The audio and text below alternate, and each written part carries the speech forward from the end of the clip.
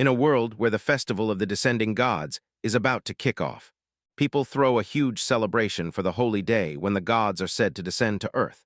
And if your birthday lands in that year, you get a special blessing directly from the gods. This skill can save the day on wild adventures, make trades worth more, and even fuel item creation. Around here, people call those powers gifts. In the tiny town of Arsel, Geo tries to rouse Cena, but she's still half asleep, dragging her feet and stalling every time she tries to get out of bed. Geo can barely contain her excitement. She reminds everyone that today is the festival of the descending gods. Geo tries to rush Cena so they don't miss the festival prayer, but Cena throws a tantrum, complains nonstop, and acts completely spoiled. Still, she ends up dressing herself, and Geo can't help thinking, even with the gods about to hand them their gifts and turn them into adults, Cena is still totally spoiled. Geo tells Cena, "We're siblings like one family, but we've got different moms." He leans in and adds that they were born just a few months apart, and after their adventurer father died years ago, the two of them had no choice but to move in together. Geo doesn't know much about their family yet, but now the festival's here, and they step out together and head through town as a team. As Geo and Cena head for the festival, Geo's nerves explode. He can't stop worrying about what kind of gift the gods might drop on him, hoping this turns out to be the ticket that'll make her an adventurer, just like her father. Even with all that said, there's more going on inside, and he has his own personal reasons, but he'd rather keep them locked up than explain them. Cena blurts that he's always going on about this dream of becoming an adventurer, and then she lights up and insists she just knows Geo is going to land an incredible gift from the gods, despite his doubts, because she can feel it in her bones. Geo cracks jokes with her while the other two keep the conversation going as they walk, and Cena tells herself that backing her brother's dream will already make her feel like she's done enough. Then they finally arrive and spot everyone gathered, praying, so they step right in and join them. Geo steps into the sunrise prayer with everyone else, and the festival rules demand it, right at dawn. He clenches his fists and pleads hard with the gods, begging for something that'll let him become an adventurer. The gods answer in that very moment, and everyone gets their gift from them. Suddenly, a blinding flash ignites on the horizon, and people don't stop praying for a second. Every face locked in focus as glowing points of light burst around them, signaling the moment God's blessings finally reach everyone there. Still kneeling, Geo suddenly feels a strange presence closing in, and then a figure steps out of the lights, promising to give him a special gift. Geo can't believe it as he waits, trembling, to find out exactly what it is. Geo jolts awake, and before he can even sit up, Cena blurts out, "So what did you get me?" Cena drops the bombshell that she's been chosen for a blessing called the favor of the sword god. And Geo, still reeling, can't help but stare at the ridiculous name and go quiet, like he's trying to figure out what it really means. Geo practically buzzes with excitement when he hears Cena's gift is something about swords. He blurts that it's perfect for adventures and has to be rare. Then Cena leans in so close, he's caught off guard and nearly panics because he thinks she might actually kiss him. Then Cena leans in and asks about the gift Geo got, and suddenly nerves hit him hard the moment he has to answer. Geo looks down, cheeks burning, and admits his gift from the gods is called *** home garden ***. Everyone keeps chanting his name, and he can't help but cringe, while Cena fights to keep from bursting out laughing.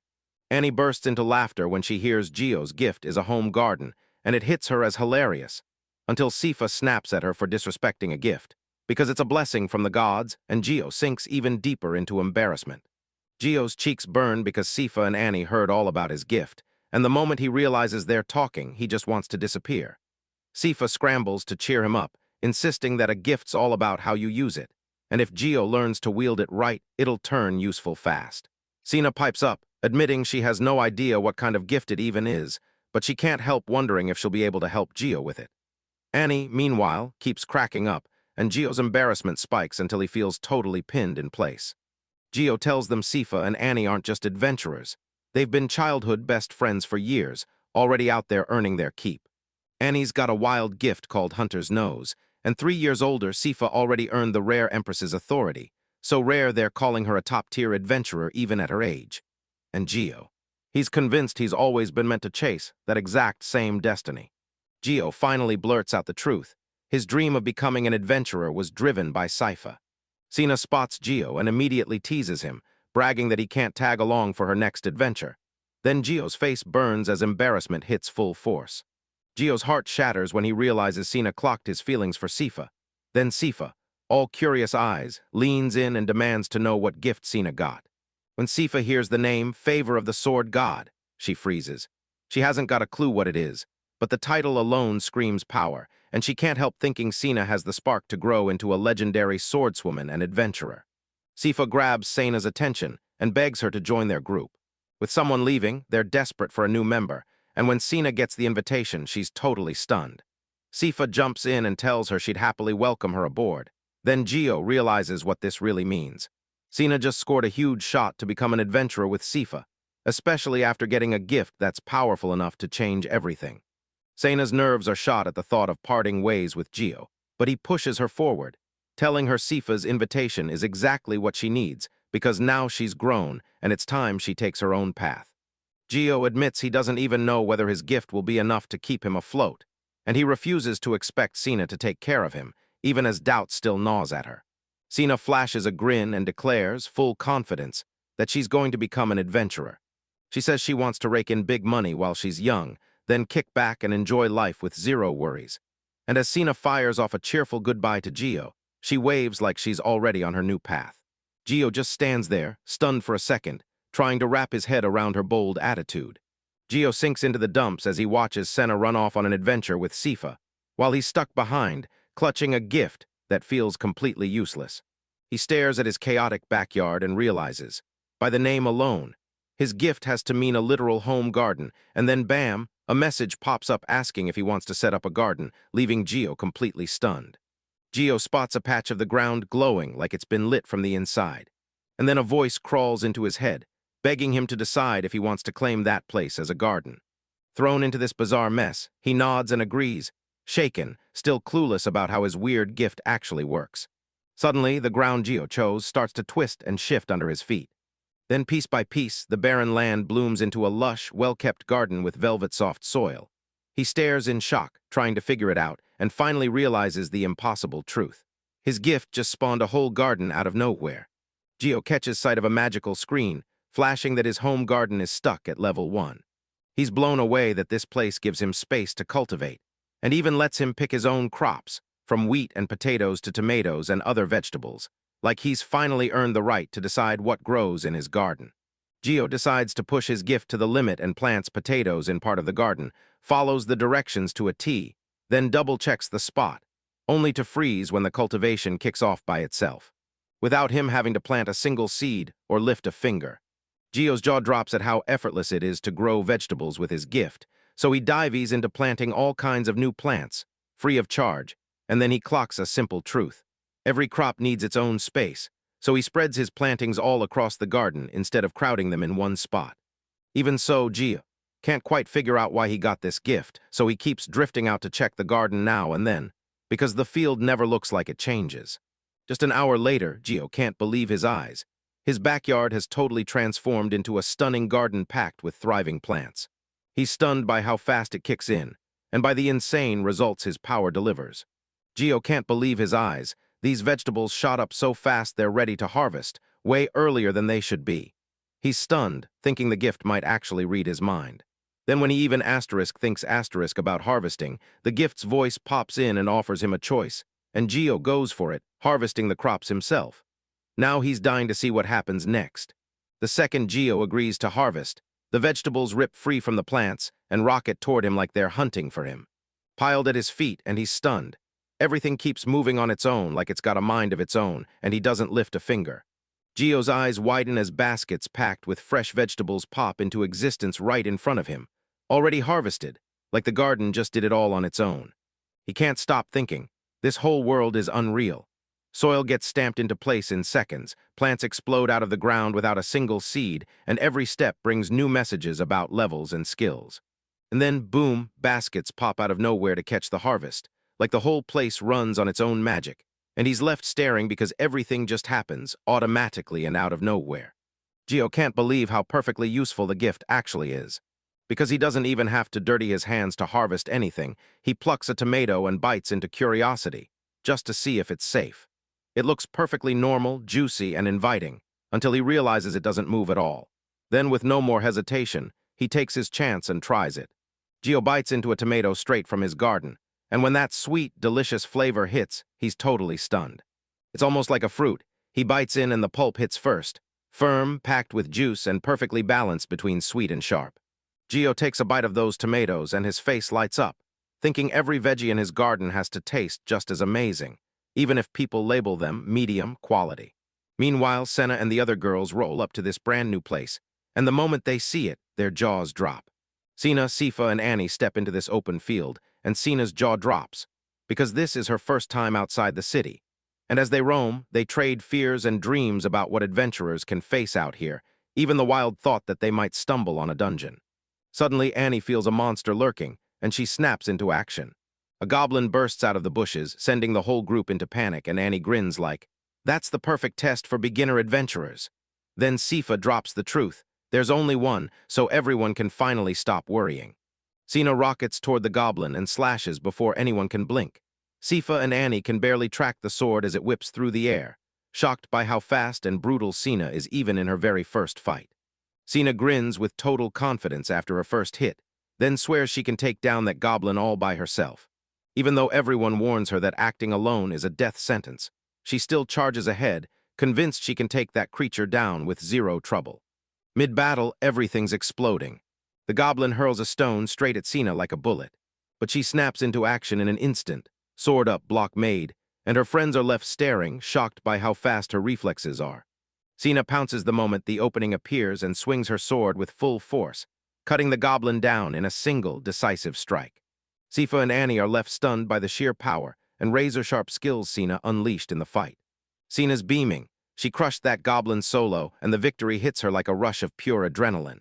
Cifa and Annie stare in awe as Cena charges straight at the monster without flinching, smashes aside a projectile with raw power, and then, wow, pulls off sword moves that nobody saw coming. Cifa and Annie suddenly realize Cena isn't just good. She might be way more talented than they ever imagined. Later, Cena strides back home grinning like he just won the whole world. Gio's sister bursts in and swears she battled a monster on her very first adventure. Then Gio, still cooking, welcomes her home with a grin and asks how her day went.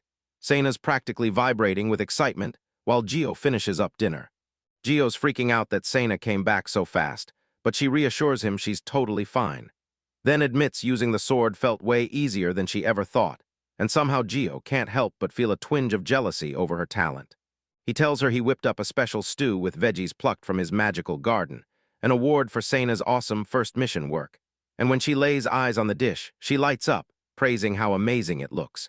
Cena takes a bite of the stew Gio made and her eyes go wide. She blurts out that it's insanely tasty. Gio watches her reaction like he's holding his breath, then bursts into relief and joy, proud that his magical garden's vegetables turned into a meal this good. Cena takes one bite and goes, "Whoa, this stew's unreal." She gushes that every veggie tastes fresh and the flavor is way beyond normal. Gio gives it a shot too and totally agrees. His surprise is almost instant when the food hits, because it's way tastier than usual. And then the two of them celebrate the meal, especially since it's made with vegetables pulled straight from the magical garden. Cena can't stop praising the stew. She says she's never tasted vegetables this delicious, and that the whole dish is cooked to perfection. Gio beams when he sees his sister genuinely having a blast, amazed that the veggies from his garden are next level, and the two dig in together, ending the meal both smiling like they just hit a home run. Cena loves the food so much she begs for seconds, then freezes when she realizes the pot is already bone dry from how much she smashed. She can't believe it. Where did Gio get these amazing veggies? She wonders. Gio grins, bursting with excitement, and promises, "Come with me. I'll explain everything and show you the secret behind my gift." Gio sweeps Cena out to the backyard and shows her the garden he built with his own gift. She's blown away to find the veggies came from right there, then she fires off. Is this what the home garden power's like? Gio grins and confirms it. Now they can whip up delicious meals every single day and slash their food bills, and Cena practically vibrates with excitement at the news. Gio finally fesses up. Jealousy burns in him as he looks at everyone else's adventure-focused gifts. But then he realizes his own home garden is amazing in a totally different way. And Cena, amped up by the food, can't stop daydreaming about the next meal while Gio laughs and teases her appetite. Gio's eyes snap to a stone plummeting out of nowhere, and Cena bursts in with the truth. This magic stone was something she snatched during her adventure, and right when he's processing it, a message suddenly pops up asking if he wants to use it. Gio's curiosity gets the best of him, so he asks straight up what happens if he accepts, then blurts out, "Can I keep the magic stone?" Cena doesn't hesitate and says yes, and now she's dying to see what Gio will do next. He grabs the stone in the garden, and boom, a message flashes. The magic stone has been used. Gio shoots Cena a quick look and tells her to hold on because he can't wait to see what the garden's about to unleash. Gio leans in, eyes wide with curiosity, as he watches what the magic stone unleashes in the garden after he activates it. And he's totally stunned when he spots chunks of meat sprouting right among the plants. Then his eyes go wide as he realizes, shocked and amazed, that his garden can grow meat now too, not just vegetables. Gio can't stop marveling at his gift, the home garden, because it lets him grow mouth-watering food with zero hassle. But once he uses the magic stone, he's hit with pure shock, because the tree starts spitting out chunks of meat, and now he can't stop asking himself, where does this power end? Cena stands at the dungeon entrance, battling wave after wave of monsters, and a giant bat comes roaring in like it owns the place. She finally cuts them down, but the non-stop wave of enemies starts to drain the life right out of her.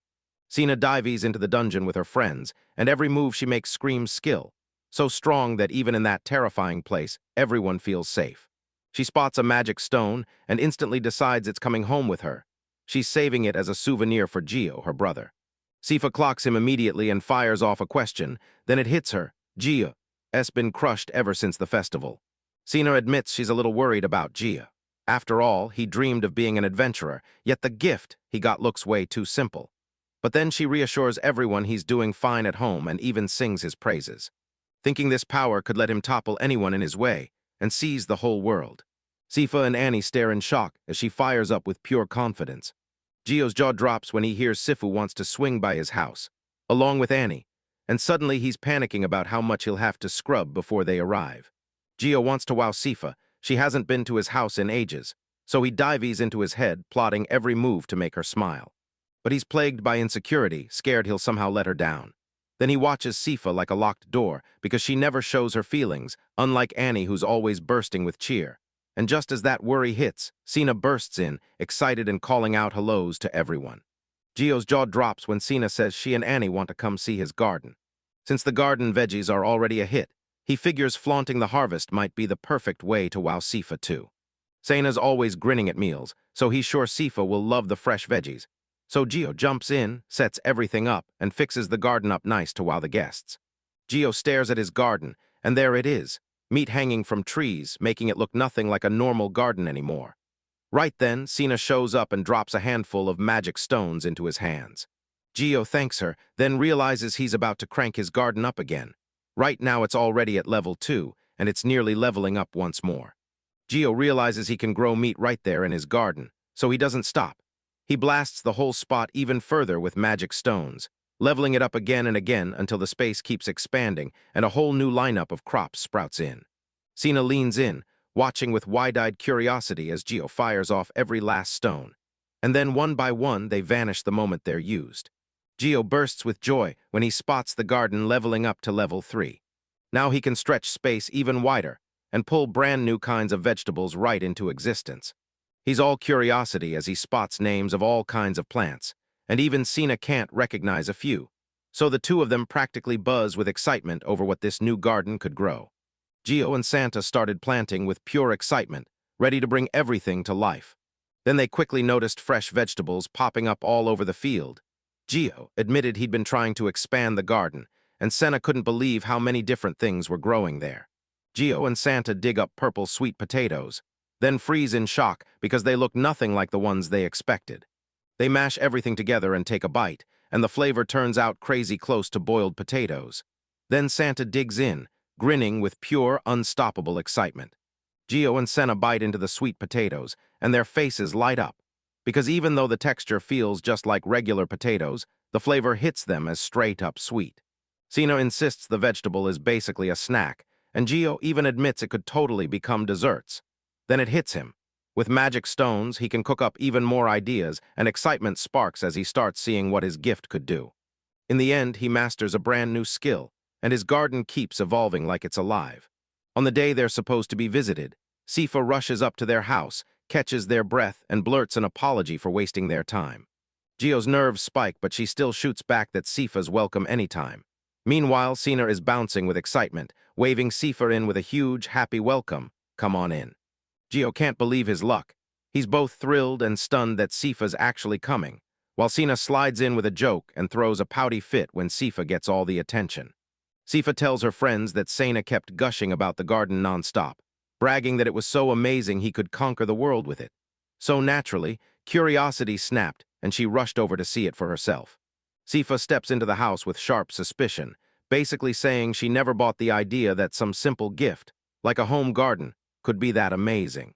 When she finally spots the backyard totally swallowed by this massive, gorgeous garden, she and Annie freeze in shock, because they can't make sense of how it even happened. Annie and Cifa step through the garden in awe, stunned by how many kinds of plants are thriving there. Juicy fruits, fresh vegetables, wild mushrooms, and everything so huge and beautiful it feels unreal. They blinked in disbelief.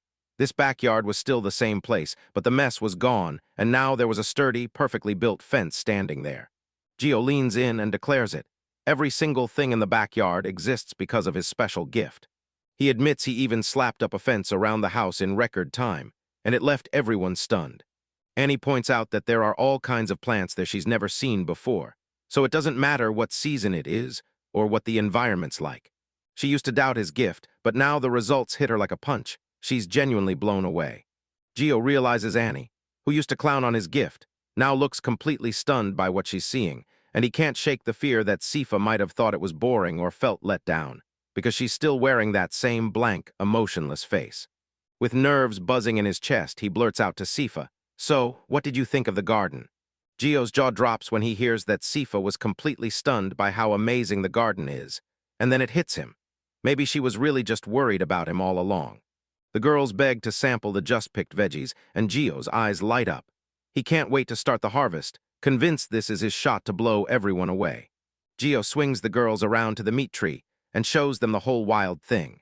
They're totally stunned, and he admits he was too the moment he saw it for the first time. The girls don't buy it at all, convinced they're just hallucinating, because they've never seen meat sprout on a tree in their lives. The girls stare, completely baffled. How on earth does meat sprout from a tree when that stuff doesn't exist in their world? Gio jumps in and tells them it's all possible because of his gift. He says he'll harvest some meat to prove a point, and the moment he does, the chunks of meat start wriggling on their own, terrifying everyone in the blink of an eye. Gio snatches the meat that plops from the tree.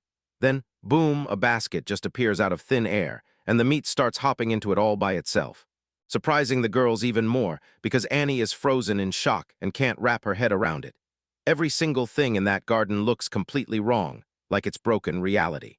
Gio shows the girls a pile of super fresh meat, and Annie leans in and confirms it's the real deal. Everyone is left staring, shocked by just how it looks. Cifa asks if they're really gonna eat it, but Gio and Annie are already jumping with excitement, and they push for a full-on barbecue using the tree meat. Gio's stomach knots with worry, picturing Cifa side-eyeing meat that somehow grew on a tree, but Cifa just smiles and says she wants to taste it. Annie and Gio stare, stunned by her answer. Cifa just shrugs it off, saying it's totally fine because all of this is part of Gio's gift. Gio jumps in and says he'll help too. Annie grabs the veggies, and Cena steps up to slice and prep the meat for the barbecue. Everyone's buzzing for the barbecue. Then the vegetables start sliding on their own to the prep area, and suddenly the whole setup becomes effortless. The burgers hit the grill and start sizzling like they mean business. As the aroma hits, everyone's buzzing and Gio grins, saying it's almost ready. Everyone's practically salivating to dig in, but they stop and remind Cena. The guests come first. Cifa grabs a chunk of meat and Gio immediately snaps, "Careful, it's still hot." Everyone's dying to find out how she'll react, watching her sit there in silence as she bites into the meat. Cifa takes a bite of the meat, freezes in shock, and then blurts out that it's insanely tasty. Gio and the others spot Cifa munching away with pure joy, and they practically explode with excitement, because she actually loved it. Gio goes wild, celebrating like he just pulled off the perfect surprise. Gio grins because Cifa actually liked the meat, so he pushes Annie to take a bite too, and Annie gobbles down a piece. He takes one bite, totally shocked by the flavor, and blurts out that the meat is insanely tender, dripping with juice, and absolutely delicious. Annie can't stop raving about the meat. She's stunned by how insanely good it is, and she just can't wrap her head around the fact that it grew on a tree. Cifa chimes in that the meat, veggies, and mushrooms are all top-notch, and even after she shovels in a mountain of food, Annie still won't stop eating or praising it.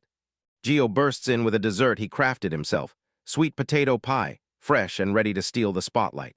Gio bursts in holding sweet potato pie, and Annie's eyes light up as she blurts out that she loved it. Then Cifa leans in and asks if Gio grew the potatoes too, and he nods, confirming it.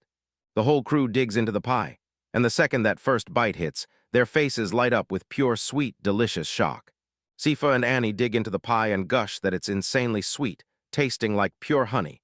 Annie's never had anything like it, and she's over the moon, so the two immediately beg for more slices, and Gio happily hands them out until they're full.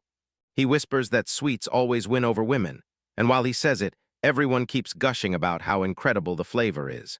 Cena brags that she'd already figured out her brother's talent, while Gio soaks up the compliments with a grin, and Cifa backs it all up. Yep, it's truly incredible. Everyone's staring at the garden now, packed with juicy vegetables, sizzling meats, and sweet desserts, grown right there like it's pure magic. Cifa beams and praises Gio, declaring his gift is absolutely incredible, and she grins like she can't believe her luck. Gio couldn't hold back the feelings. He was blown away just seeing her smile like that because of him, and knowing he hit the exact thing she loved. Gio jolts a little when Cifa asks if he was talking to her, but he shakes it off fast. Then he shoves more food her way, insisting there's plenty and she can take as much as she wants, because deep down he just needed her to feel welcome. Gio watches the girls chow down happily, and it hits him. His gift actually put a smile on Cifa's face. He's sure it all came from the home garden. And he finally realizes just how insanely powerful that gift truly is, as everyone is still digging in and chewing away. Annie admits that the food is so delicious, but there's no way she can shove it all down by herself. She tells Gio to sell the garden's harvest in her shop, because what he's growing is way more than he and Cena can handle alone. Gio rolls into town and stops cold, because lunchtime should mean empty seats, yet there's a massive line jammed out in front of the restaurant. Inside, Annie snaps into action, greeting each customer with bright energy, already geared up to serve the next group. This place's popularity has absolutely blown up. Gio clocks that the restaurant's crowd is nothing but men, and he finally gets why that line is stretching so long. Annie, all dressed to turn heads and playing it sweet, pushes him to step inside with her.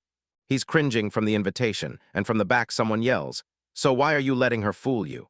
Gio's jaw drops when he spots a rival restaurant right across from his house, only to find himself fuming as it yanks him back and snaps that his own business is on the other side of the street. He tries to talk his way out, insisting he was just checking things out, but then he freezes again when he sees how packed that place is. Gio barges into Annie's family restaurant, and just like that, Lucas is gone and the whole place is totally empty. He still remembers this place packed to the brim, especially back when he came with Cena, but now it's heartbreaking.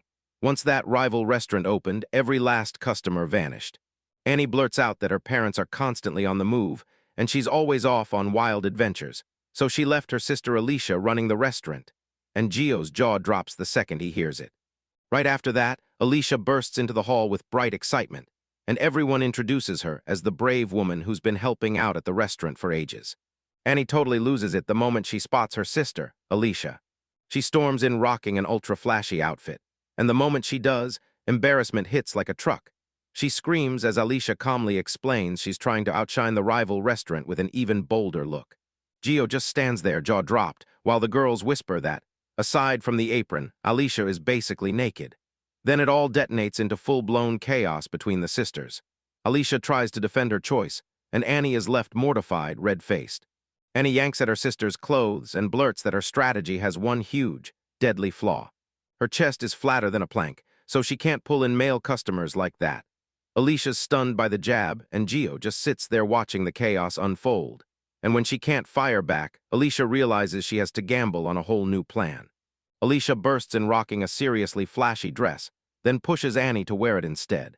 She snarls that her sister's body would pull in any man, and Annie's face just burns. She blurts out a furious "no way," and refuses instantly, shouting she'd never wear something like that.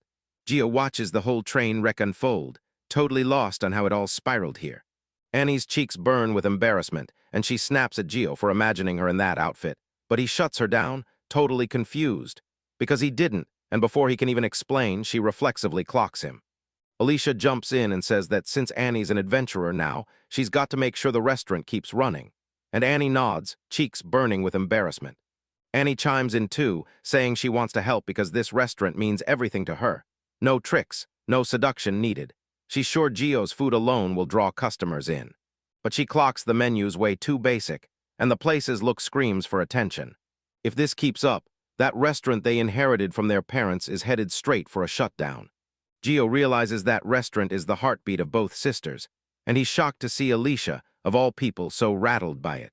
While everyone's eating, Annie steels herself, looks Gio in the eye, and blurts out that she didn't invite him there for nothing. Gio blurts out that he didn't just show up. He came with a plan to help, and it's about to make things better. He hands the sisters ingredients he harvested straight from his own garden, and when they see the crazy variety of vegetables, they're blown away. He just grins and swears everything will taste amazing and be top-tier quality. The sisters are blown away by the ingredients Gio drags in. Everything looks razor-fresh and top-notch, even the strange new plants they've never even seen before. But here's the real shocker. The reveal hits hard. He didn't just do one thing, he even grew rice. Alicia lights up when she spots the rice, saying it's one of those extremely rare grains in the region, barely ever imported and next to impossible to track down, because she'd only seen it once before at the market. And even then, it still wasn't as bright and spotless as Gio's, because Gio just shrugged, saying he'd grown it the normal way, and somehow it came out like that. Alicia stares at the ingredients Gio brought, stunned, like, what kind of garden lets you even harvest meat from trees? Gio just shrugs and says it's nothing, a simple home garden. Annie can't contain her excitement and blurts out that they should cook something with it. Alicia, now a lot more serious, snaps that her sister shouldn't have to use seduction just to save the restaurant. Then she thanks him and immediately decides to put Gio's ingredients to the test. With razor-sharp skill, she starts slicing through everything like it's nothing. Everyone's blown away, and Gio leans in like, how is she so good? She just grins and shrugs. It's no mystery, I run the Luca's restaurant. Alicia snaps that rice is the real problem, tough and flavorless. Then Annie bursts in, clutching a book in her hands. She swears she found it in their dad's room, a guide that shows exactly how to cook rice, and Alicia lights up like, finally, I've got the recipe. What? Alicia cracks open the book and stumbles on an instruction that feels less like advice and more like a curse. And sure, it's weird as hell, until they realize it's only a guide to the heat level. It looks messy, but Alicia takes a breath and decides to try anyway. On her first try, she dumps in too much water and the rice turns to mush. And on the third, she wrecks it by burning it. Gio keeps harvesting more and more to help, but after several rounds, they still can't nail it. The trio huddles in nervous silence, staring at the rice as it simmers, praying this time it actually works, until the lid pops open and a wave of steam bursts out. Everyone gasps because the smell, the look, everything screams perfection. Gio grins like he's on top of the world, and Alicia mirrors him, eyes blazing with excitement. Looks like they finally nailed it. Gio strides down the street with total confidence, convinced every single person is going to go crazy for what he prepared. Outside the restaurant, a massive line has wrapped around the building, and everyone's buzzing as they wait. Some grumble that they're starving, others can't stop talking about the pretty waitresses who'll take their orders, and the excitement just keeps climbing higher and higher.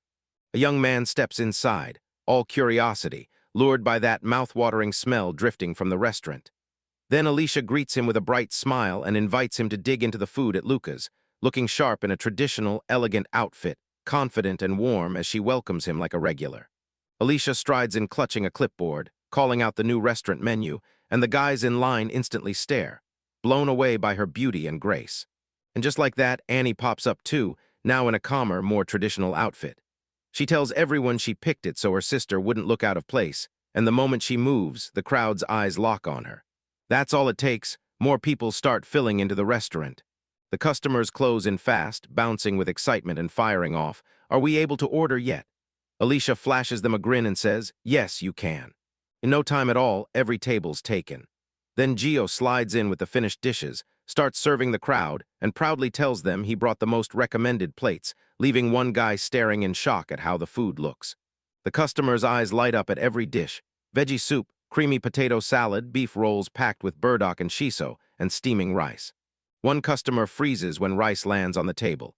He's never seen it served like that before, while another leans in, shocked that you'd even find something so rare at a regular restaurant, and can't stop wondering what it'll taste like. Customers take one bite and their faces light up in total shock. Then one person can't stop raving about the rice. It's so soft and fluffy it's basically unreal. Gio watches it all with a satisfied grin, and you can tell he's thanking his sister's hard work and the ingredients he brought, somehow made everything click. The customers keep digging in, getting more impressed with every bite, and one person can't stop talking about the rice because it turns sweeter the more they eat, praising the salad, the soup, and the meat. And trust me, the shiso tastes so refreshingly bold, while the burdock goes insanely crunchy with every bite. And that's the kicker. Once it all gets mixed with the rice, that meal rockets to a whole new level. The customers won't even slow down. Every bite has them totally hooked, and one guy yells that he wants to eat forever.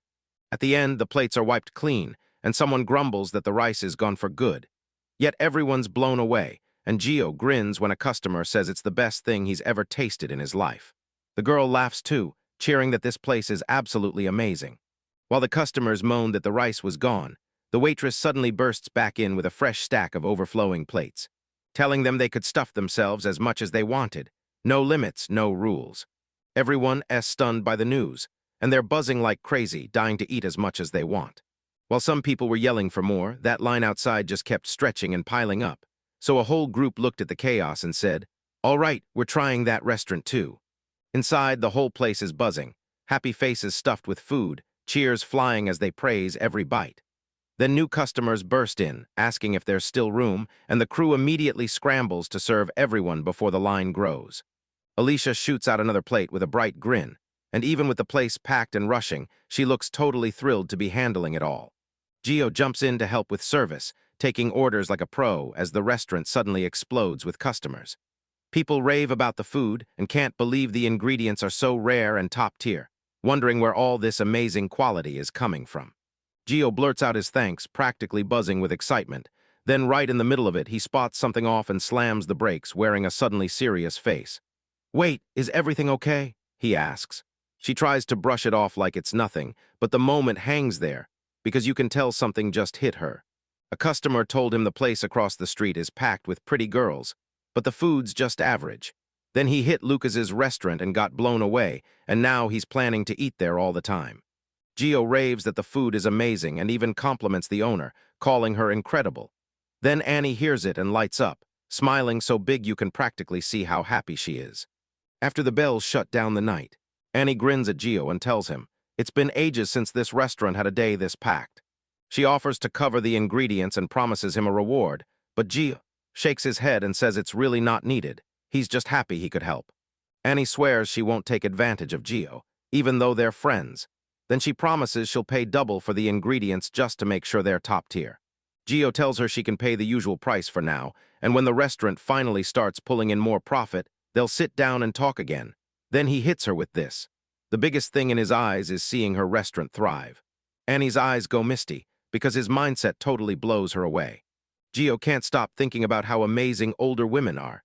Then he's left stunned when Annie steps up with a warm smile and asks what he thinks. Without letting him catch his breath, she closes the distance and blurts out, straight up, asking if he'd go on a date with her, leaving him totally stunned and speechless. Gio goes totally speechless at Annie's question. Then the door slams open, and a girl storms in, yelling at Annie to stop messing with him. She claims Gio is way too naive and trusting, and says it's just not fair to mess with him. Annie brushes it off with a grin, then lets it slide. Gio, though, can't stop replaying it in his head, convinced she was just messing with him, even as his own shock screams otherwise.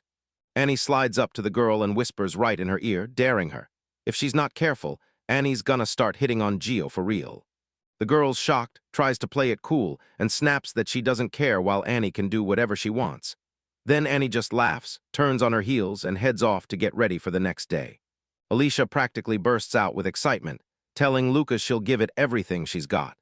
Gio breaks into a relieved grin, remembering that before she used to act on pure worry without thinking, and now she's finally doing well. At the same time, another young guy stares in disbelief as crowds start piling into the restaurant at an insanely fast pace. Gio scoffs that Alicia is exaggerating, but she grabs him on the spot and snaps that he needs to stop letting just anyone in on his gift, because his power is so rare and valuable. He could get kidnapped and shoved into producing ingredients nonstop, and sure, to him it's just a normal garden, but the danger is real, so she's begging him to stay careful. Gio finally gets it. Alicia wasn't trying to stop him at all. She was just trying to protect him when she tried to warn him earlier. He asks if she'd been worried about him, and Alicia's cheeks instantly burn. She scrambles to explain that if anything happened to him, it'd totally mess up the restaurant. Gio gets it, but he still knows she's right. So he tells her he trusts her and the others, and swears he'll be way more careful about who he shares his secret with. Gio admits he couldn't do much for his sister, but Alicia fires back. You saved the day. He tries to brush it off, claiming they're just childhood friends and of course he'll help. Then she goes silent for a beat and blurts out, "You're a sweet, kind idiot." Gio hears every word, freezes, and demands, "Wait, what did you just say?" As she heads down the street under the moonlight, Alicia turns back with a real, heartfelt smile and yells, "Thank you, Gio." He just stares at her, stunned speechless by the sudden move. Gio freezes on the spot, still reeling from Annie's unexpected thanks. As he replays every moment she's been annoyed or suspicious, a small smile tugs at his lips. He can't help it. It's hilarious watching this gentler side of her show up. He never thought he'd hear such heartfelt words from her. The restaurant's packed wall-to-wall, and everyone's eating with big smiles. Then Alicia weaves between the tables, serving each customer with a bright grin, soaking up their joy like it's her own. Proud as can be that the food they serve here is putting so many people in a happy mood. Gio strides through the streets, replaying the warning he got, and it hits him. His gift could turn into someone else's weapon if he doesn't stay sharp. Meanwhile, a mysterious figure shows up with a full bag in hand, grinning like they just struck gold, and proudly declares they made amazing deals, instantly pulling everyone's eyes over. Lucas's restaurant entrance is jammed. There's a massive line of customers packed shoulder to shoulder, all stuck waiting to get in. Meanwhile, across the street, that restaurant sits totally empty. So a girl posted there watches the whole scene and mutters that this place used to be way more packed. She senses Lucas's success isn't luck. It's hiding some secret, and that thought sparks pure excitement in her as she vows to dig up the truth. Gio snaps his sister's attention toward the garden, where something just looks terribly wrong, right up until she rushes over. He shows her the veggies, fresh bites marks everywhere again, and rage flares in her as she storms that this has happened before. When she leans in for a closer look, she realizes they're really all pecked up. Gio spots the damage, snaps that it's the crows doing, and says they've been wreaking havoc nonstop, swooping in to attack anything within reach. The girl asks Gio if he wants her to cut down the crows, yanking out her sword with total confidence. Gio freezes, shocked that the idea even crossed her mind, even finding it a little disturbing, but she grins and swears it'll be easy. He leans in and tells you, like it's no big deal, that for an adventurer, crows are barely even a threat. Gio can't believe it. Crows won't show up at all when he's with Cena, but the second he's alone, they swarm in like clockwork. Cena blurts that the crows might actually be scared of her and laughs like, "So they're underestimating him, right?" Gio snaps, annoyed, "Stop talking." Cena then pitches the idea that she should be the garden's protector, but Gio shuts that down fast, saying she'd just lounge at home if she took the job. Cena laughs one last time, says goodbye, and dashes off to start her adventure. Gio realizes a fence won't stop birds forever, and he can't babysit the world. Still, for now, Cena has shoved the crows right out. Gio grabs his magic stones and swears this time he's got enough to finally level up. Once he uses them, a pop-up flashes, confirmed, and he just hit level 10. Now he can't shake the feeling that something huge is about to go down. Gio hits level 10 and boom, he unlocks a brand new power. He can expand his garden area, and suddenly the place he'd been eyeing is finally within reach to explore. A runner bursts in, shouting his name, and he spins around, curiosity sparking as he asks who's needed now. Then he decides to park the new feature for later. A burst of bright energy sweeps in as a cheerful girl steps forward and declares, "I'm Luru Kaliria, I'm a merchant." Gio's eyes widen at how tiny she is, and she can't stop wondering if this, working in the field, thing is just an elaborate puppet trick. Gio shoots her a quick question, does she have business with him? And she lights up, blurting out a super excited yes. She flashes a smile and introduces herself as Leru Kaliria, then admits she's heard endless rumors about the mouth-watering meals at Luca's restaurant, so she had to try them herself. And wow, once she tasted it, she was genuinely blown away, while Gio beams at the compliment. Leru Kaliria admits that one day curiosity snapped in. She had to know where the restaurant's ingredients really came from. So she started watching the place, and somehow stumbled right into Gio. His eyes widen, and panic hits as he wonders if she's been tracking him this whole time. Leru Kaliria stares at Gio's plain little house, and can't believe such insane ingredients could come from a place that looks so ordinary. Then she starts to wonder who he really is. Gio's nerves kick in, so he forces a calm smile and tells her he's just as curious about what she meant. Leru Kaliria stares Gio down, and sharply says this whole thing looks like it's tied to some kind of special gift. A warning suddenly crashes into Gio's mind. Someone told him once not to go around bragging about his power because people could use him. His nerves spike, and he's left scrambling, not knowing what to do next. Lerocaleria bursts into laughter and admits she tried to trick Gio into talking, saying he's just too easy to read. Gio's stunned, then his suspicion spikes hard because she suddenly feels a little too shady. While munching an apple, Lerocaleria's eyes go wide at the flavor and she blurts out, "You grew this, Gio?" He nods, and instantly she lights up, declaring she wants to team up and do business with him no matter what happens next. Gio just stands there baffled, clueless where this wild conversation is headed. Lerocaleria tells Gio that if he wants to grow, he can sell more than just to Lucas. She'll act as the go-between and get his goods into other shops, but Gio starts to sweat because he doesn't know what to say. Sensing it, she rushes to reassure him, insisting that poppets like her never touch shady business. Gio remembers poppets are clever, well-regarded, and usually steer clear of trouble, yet Lerocaleria still pushes for a magic contract. She argues this deal will lock in secrecy for good and seals it with promises between them. Gio's blown away at first, but then it clicks. She's just trying to keep everything safe, clean, and professional. Lerocaleria flashes the magic contract and declares it's a vow. She won't spill a single secret about Gio's gift. Then she asks if they can break this down in more detail after he signs it, and Gio can't stop overthinking the offer. Gio still remembers the pure joy on his face when he saw Cifa and the restaurant crowd dig into the ingredients he grew in his own garden. He's convinced it'd be awesome if more people got to experience it too, but he still feels shaky inside. Then he tells himself that the right contract should lock everything in. Right while that's happening, Lerocaleria chimes in that having a professional merchant as the go-between would be a massive advantage, because he doesn't really know the business world. After wrestling with it, Gio finally trusts his choice and signs. He grips the magic-imbued pen, slams his name onto the paper, and seals it with a decisive confirmation. Lerocaleria burst with excitement and thanked him loudly, grateful for every ounce of trust. After the magic contract clicks shut, Gio practically bursts with excitement and promises he'll show her his garden. Then Lerocaleria freezes in shock, staring in awe as the magical glow flares, sealing their deal. Gio flips on his garden and slams Lerocaleria with a freaky sight, branches packed with food, even meat hanging there like it belongs. She's totally thrown. Then Gio grins and tells her he doesn't have to plant a thing. The crops sprout in just an hour. He can harvest everything on the spot, and the variety is wild. Veggies, fruits, and mushrooms all piling up at once. Gio stares at a massive mountain of brand new vegetables. He figured his power could only bring the fields back to life, or jack up the sugar in the crops. So Lerocaleria is totally stunned, wide-eyed and stuck in silence as she tries to wrap her head around just how insane that gift really is. Lerocaleria stares in stunned silence, whispers that the gift is unreal and totally ridiculous. And when Gio asks what she said, she snaps into damage control, shoves the words away, dodges the question, and secretly scrambles to hide just how blown away she is.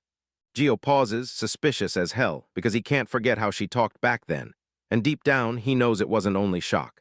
As he tells himself he's probably overthinking, he watches Lerocaleria burst into loud, unstoppable laughter, bragging that all of this would rake in a ton of money.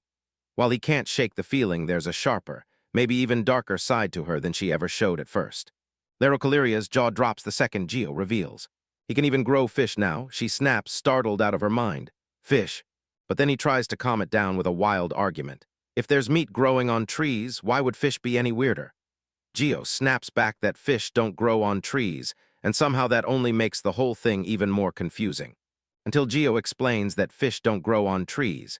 They shoot up from the ground like mushrooms, and right after, several fish burst from the soil with a loud bloop, freezing Lerocaleria so hard she can't even speak, because it's all just too unreal. Lerocaleria says fish are almost non-existent where she lives, and all she ever sees are dried or smoked ones. Then Gio admits he's got no clue how to cook them, which explains why he never grew much at all. To celebrate their new friendship, she urges them to cook up a meal together and dig in. As they start prepping the fish, Lerocaleria spots it and blurts, "Mackerel." And Gio grins, saying he learned how to handle that exact kind from old seafood trades. He slices it with razor-sharp precision, and the girl's jaw drops. She can tell those fillets are spotless and that the fish is ridiculously fresh. While she cooks, Gio leans in and praises Lerocaleria, saying she clearly knows her stuff, and then Lero backs it up. She's talked to all kinds of people. He juggled a bunch of different products and even bounced between cities. Then he lights up and blurts, "That's amazing." As they chat, Gio admits he dreamed of becoming an adventurer, but his own home garden gift doesn't feel like it'll take him anywhere. She's done, practically buzzing, and she blurts out that the food is finally ready. Gio stared at the spread on the table, stunned. Every dish looked insane, and they were still steaming hot. Without a second thought, he lights up and blurts that they should start eating right now. So Gio takes the first bite, confirms the name is Munir, and his eyes go wide as the flavor hits, stunned by how soft the fish is, totally different from the dried stuff he's known. And then he keeps eating, smiling like he's genuinely impressed. Gio keeps shoveling it in, and he's blown away by just how juicy the fish is. He swears the flavor is light, yet hits hard. Then he turns to Luru and asks what she thinks, but before she can answer, she starts shaking like she's about to burst. Luru bursts with pure excitement and yells that the food is insanely good, then digs in like she can't get enough, praising the fish's rich, sweet bite and raving that the soup is packed with umami, while Gio just freezes, totally stunned by her intensity. Luru is practically glowing with joy over the food. She's raving that the fish cakes and aquapazza are incredible. And then she blurts out that she's never tasted fish this delicious in her whole life. Gio is left totally stunned by her over-the-top reaction, not even knowing what to say. Luru realizes she'd been way too loud while eating, and the moment she knows Gio heard every bite, embarrassment hits her like a wave. Desperation hits her hard.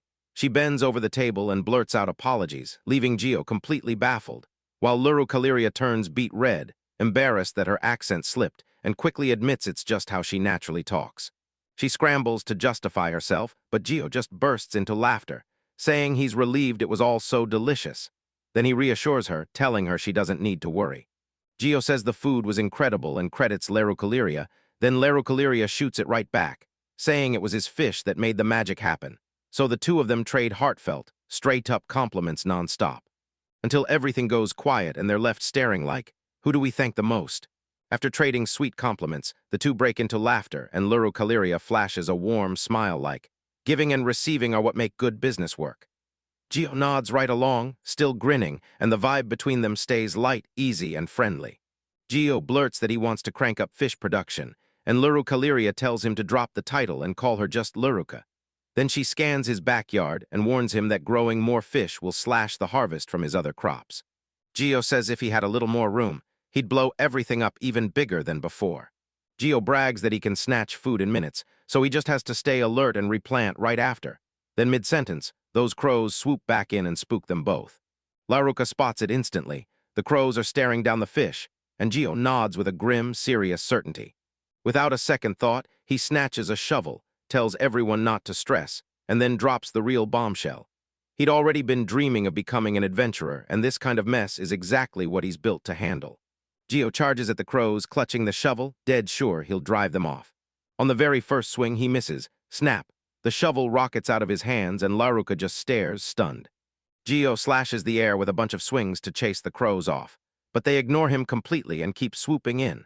Laruka watches and realizes they're not taking the boy seriously. In the end, a few crows swooped in and snatched the fish right from them, and both of them were left seething. Gio stumbles back, battered and bruised, but grins and says he managed to save whatever fish was left. Laruka panics, telling him it might be smarter to stop raising fish because those crows only bring trouble. Still, she can't deny his effort. She's genuinely moved that he went through all that for her. Gio suddenly remembers.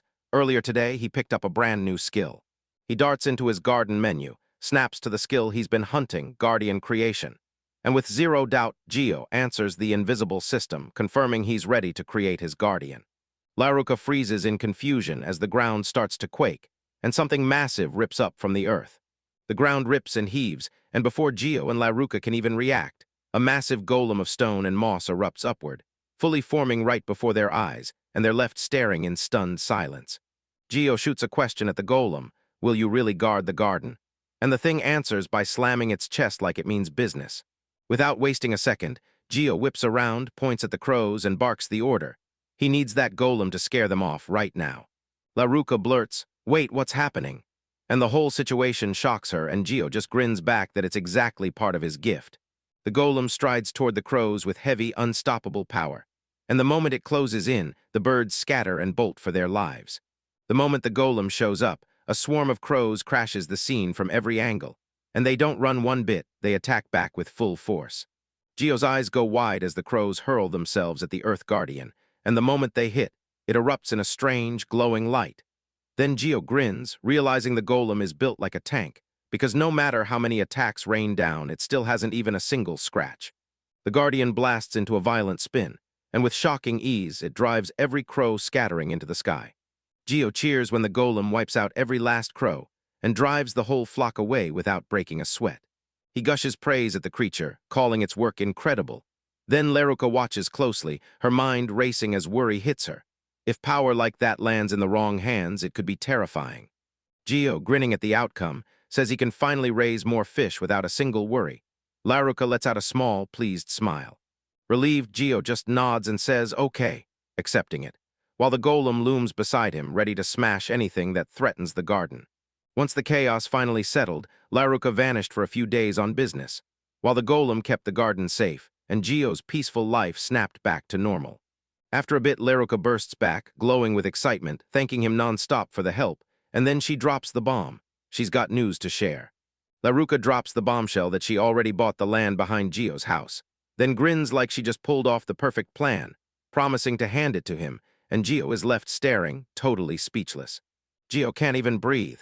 He's stunned by the gift, refusing to believe Laruka would hand over something that valuable for free. He tries to tell her he can't pay, but she cuts him off fast, explaining she's gifting him the land for real, and it'll help her later too, because she's going to profit from everything he grows. Laruka flashes a confident smile and tells Gio she's sure she can count on him. Then Gio freezes, shocked, because the trust in her eyes hits him hard.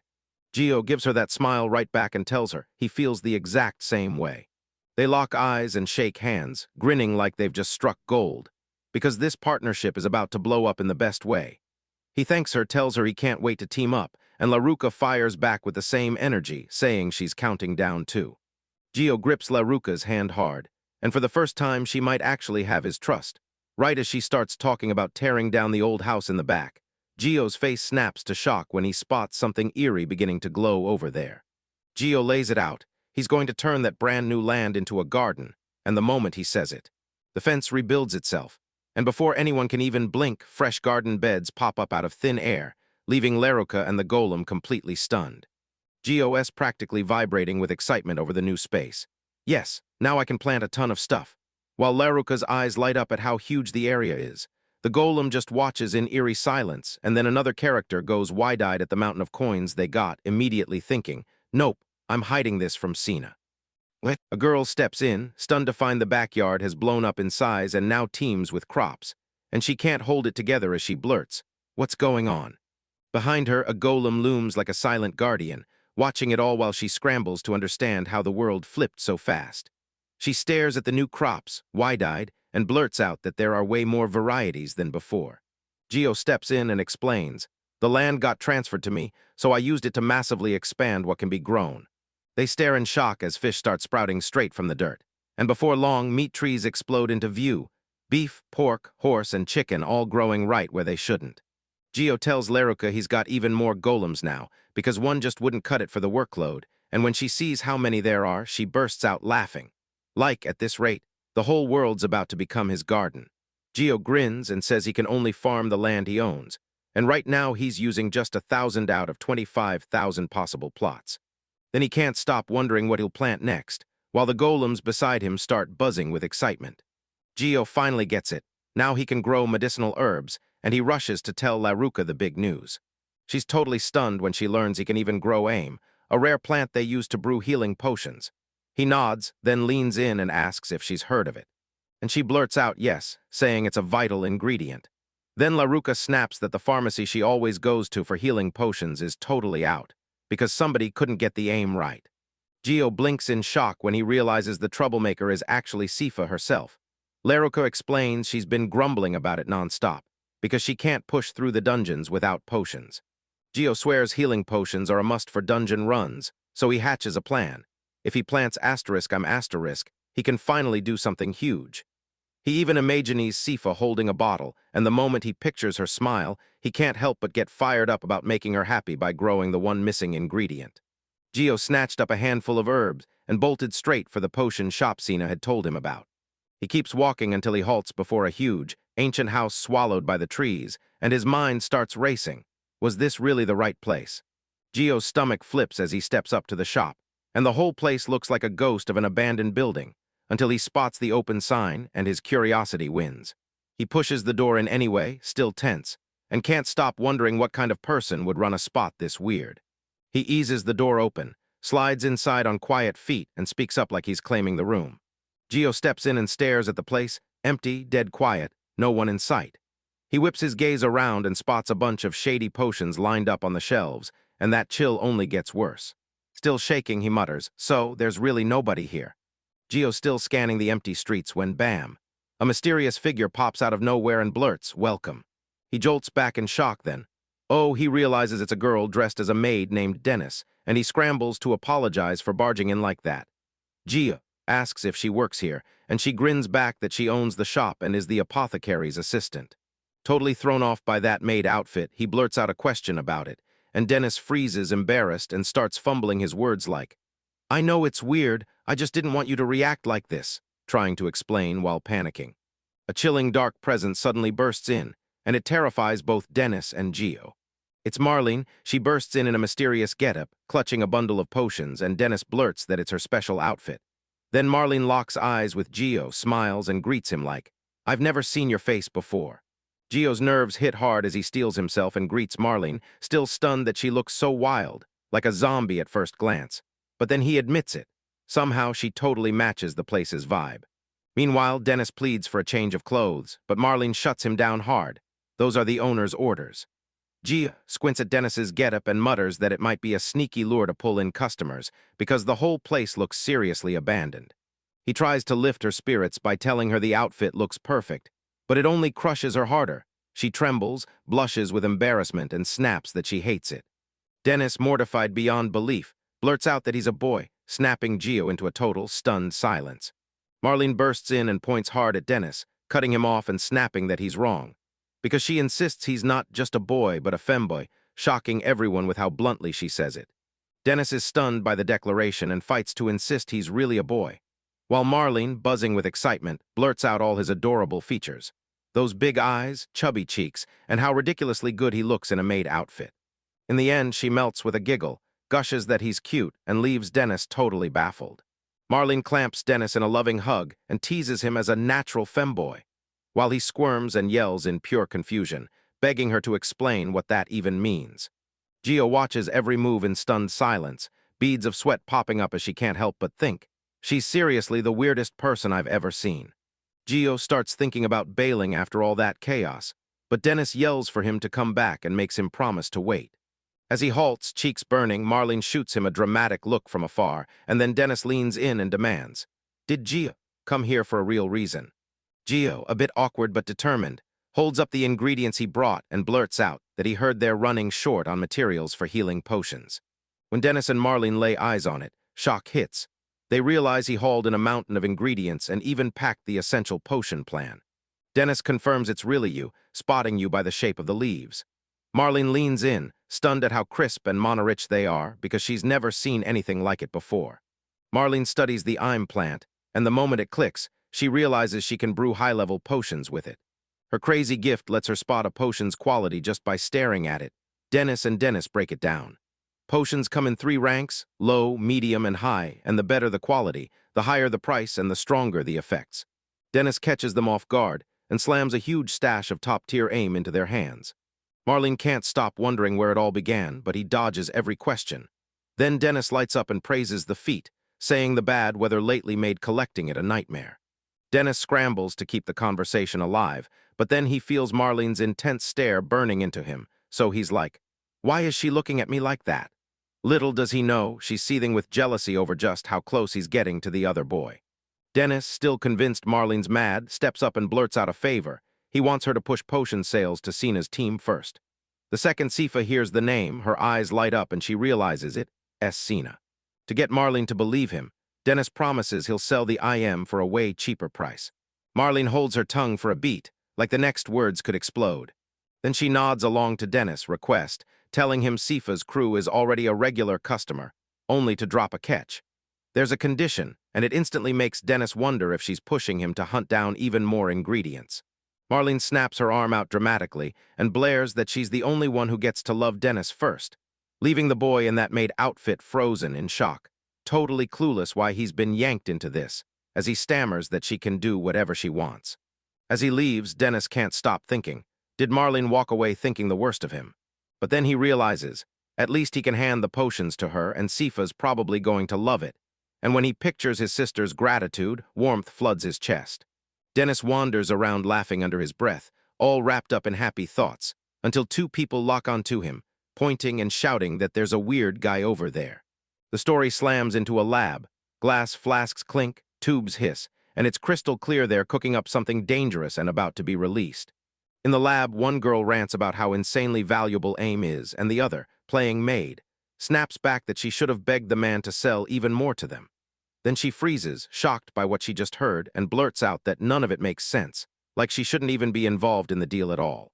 The girl stares as the potion spills into the bottle, and her jaw drops. This liquid looks too perfect to be ordinary, so she can't help wondering where he even got the stuff. Next, she seals the potion, and boom, she's stunned by what it produces.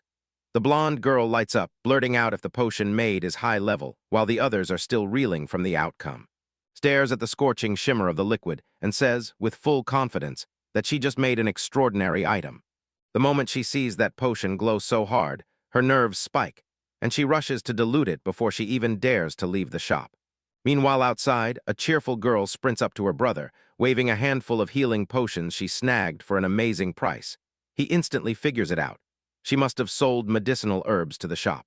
The boy blurts out that Cifa's over the moon and he wants to thank him somehow. Then he can't help wondering if that's a date, right? The girl, though, answers more guardedly, saying this means they'll finally be able to take even longer adventures. The second he calls her a rookie, irritation sparks in her chest, so she fires back that she's strong and pulls her weight in dungeons, but he shuts her down with one request: don't stir up trouble for Cifa. As they push deeper into the cave, the girl suddenly feels something monstrous lurking ahead, and she blurts out a warning to her crew. They gear up, and before they can breathe, a giant monstrous bear barrels into view, roaring like it owns the forest. One of them yells for everyone to keep moving, while the girl freezes, staring at it in stunned shock at how massive it is. The girl braces to strike, but her companion lunges ahead and promises to cover her. Then the monster bear catches the shift in the air and hesitates, just for a heartbeat. Next, the girl grabs the opening and rockets forward, launching the attack. The girl nails a flawless strike on the bear, and it crumples to the ground, completely defeated. She exhales in pure relief as the others crowd in to congratulate her, gushing that she tore through that brutal bear like it was nothing, and cheering her on for the absolutely amazing job she just pulled off. The girl hugs her companions with gratitude, insisting she only pulled it off because of their gifts. Then one of them swoops in, praising Cena as insane, and flashes the hunter's nose gift that can sniff out living beings, while the more reserved one smirks that Cena barely even has to use it, and the Empress's authority powers up allies and crumples enemies. As they push deeper into the cave, one of them blurts, shocked at how fast they're ripping through it. Then the other laughs and swears it's the blessing of the god of the sword. They also clock how crucial healing potions are, because pushing deeper without them would be a straight-up death trap. So they finally thank Gia, knowing he was the key that kept them moving through the dungeon. As they walked, one of them praised the herbs Gia was selling, and her brother lit up with smiles. Then Cena suddenly barreled in and shouted for everyone to stop. She feels two creatures up ahead, breathing hard, barely holding on, and she snaps a warning. Something worse is lurking even deeper in that cave. Cena barrels through the tunnel, and it hits her in a flash. The strange signals she felt were probably two wounded people. As they close in, she and the crew spot two adventurers crumpled on the ground, unconscious, beaten up, and barely holding on. The girls sprint straight to the injured adventurers, and you can barely make out one of their breaths. Cena rushes up and asks if they're okay, while the blonde spots how bad the wounds really are. So they waste no time, cracking open healing potions first to stabilize them. While one of the girls panics and frets that the potions won't be enough, Cena suddenly clocks something way off. A hulking bear claws its way out of the shadows, silently closing in. Before she can even flinch, one of her companions yells at the top of his lungs, "Cena, behind you." Cena whips around and spots three massive bears closing in fast, and the shock hits her hard when she realizes they're likely the monster's own companions from the one they just took down. Sword clenched tight, Cena braces for the next wave of danger and realizes the adventurer's wounds came from those bears. So she berates herself for getting sidetracked, then snaps into action fast. She orders the others to tend to the injured while she stands between them and the monsters, knowing she could handle one alone, but guarding everyone at once will be brutal. Still, she squares her shoulders and gets ready to fight. Cena felt a whole swarm closing in fast, and when fear spiked, she blurted that multiple presences were charging from the monster's side. The short-haired girl panicked, sure it meant more enemies were on the way, but Cena's eyes caught the odd detail. These weren't the same kind of threat. A squad of archers bursts into view, and at the woman's command, they all loose their arrows at the very same instant. The arrows slammed straight into the bear, and it erupted into a brutal, pain-stricken roar. That surprise strike hits like a thunderclap, flipping the whole battle on its head. Then the reinforcements show up and catch Cena off guard. At the same time, the blonde girl snaps on her Empress authority, and her body goes light as air. Her power surges through the allies, too, boosting everyone up and locking them in, ready to swing the fight back against the monsters. Cena braces herself as one of those rampaging bears charges straight at her. She doesn't hesitate. She shouts for them to back off and hand that monster to her. Blade up, sword in hand, she squares off as it stares her down, and the instant they collide, a sharp metallic clang rings out when its claws smash against her steel. Cena just barely jukes out the bear's claws, and the slashes rip through the air like they're hunting her down. She squares up in front of the creature, sword gripped tight, and studies every enemy move like her life depends on it, because the next strike is coming.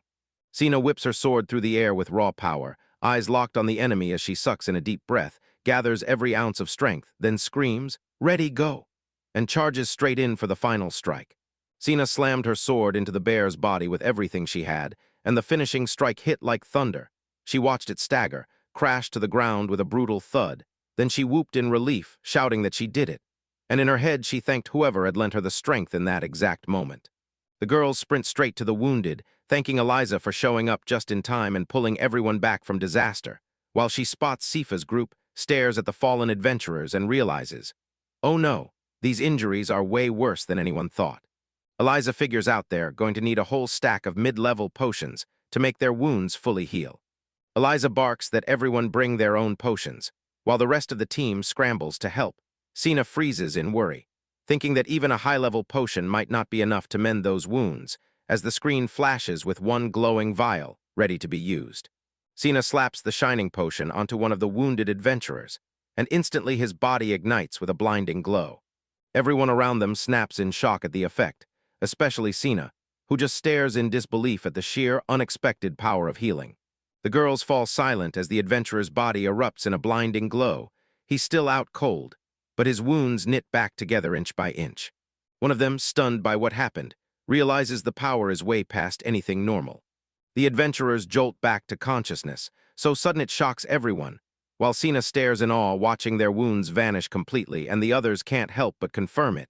They're totally healed. The potions finally give out, but right on time, the injured are already back to full strength. Blindsided by the moment, they burst into heartfelt thanks, all fired up. Then Eliza leans in, asking if they got split from their friends and urging them to jump into the search. They accept it on the spot, instantly breathing easier because they're finally safe. Then, just before they split, Eliza drops a bombshell. The potions weren't merely high-level, they were off-the-charts extraordinary grade. The girls go silent, stunned. But as Eliza's crew presses deeper into the cave, she suddenly whirls back and calls Cena, like she's got one more thing to say. Eliza shoots a question. Where did those potions come from? A little shaky, Cena admits they were supplied by an apothecary named Marlene. Eliza grins, praises the woman's skill to the sky, and vows she'll never forget that name. Then she turns and strides back into the cave with her crew. Watching her go, one of the girls gasps in awe, calling Eliza straight up incredible. Someone else chimes in and says they've worked missions with Eliza before, then gushes that B-rank adventurers are rock solid and never let her down. Though they admit Eliza swaps teams all the time, she's always surrounded by top-tier fighters, which somehow makes her feel even more mysterious. As they stride along, the girl shifts the conversation and points them straight at the wild potion they used. She raises it like it's a treasure, and blurts that they have asterisk to talk about it right now.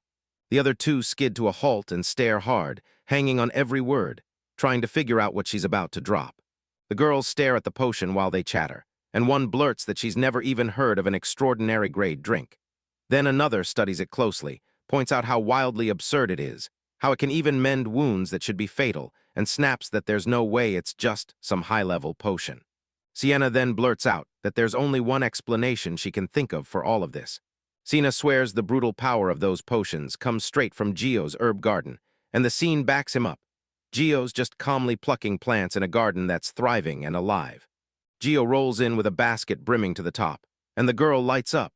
She dashes straight to him, buzzing with excitement, and thanks him with all her energy. She tells him the potion's fame has exploded, and credits it all to the herbs he's been growing. Cena blurts out, thrilled, that the potion healed a horribly injured person in an instant.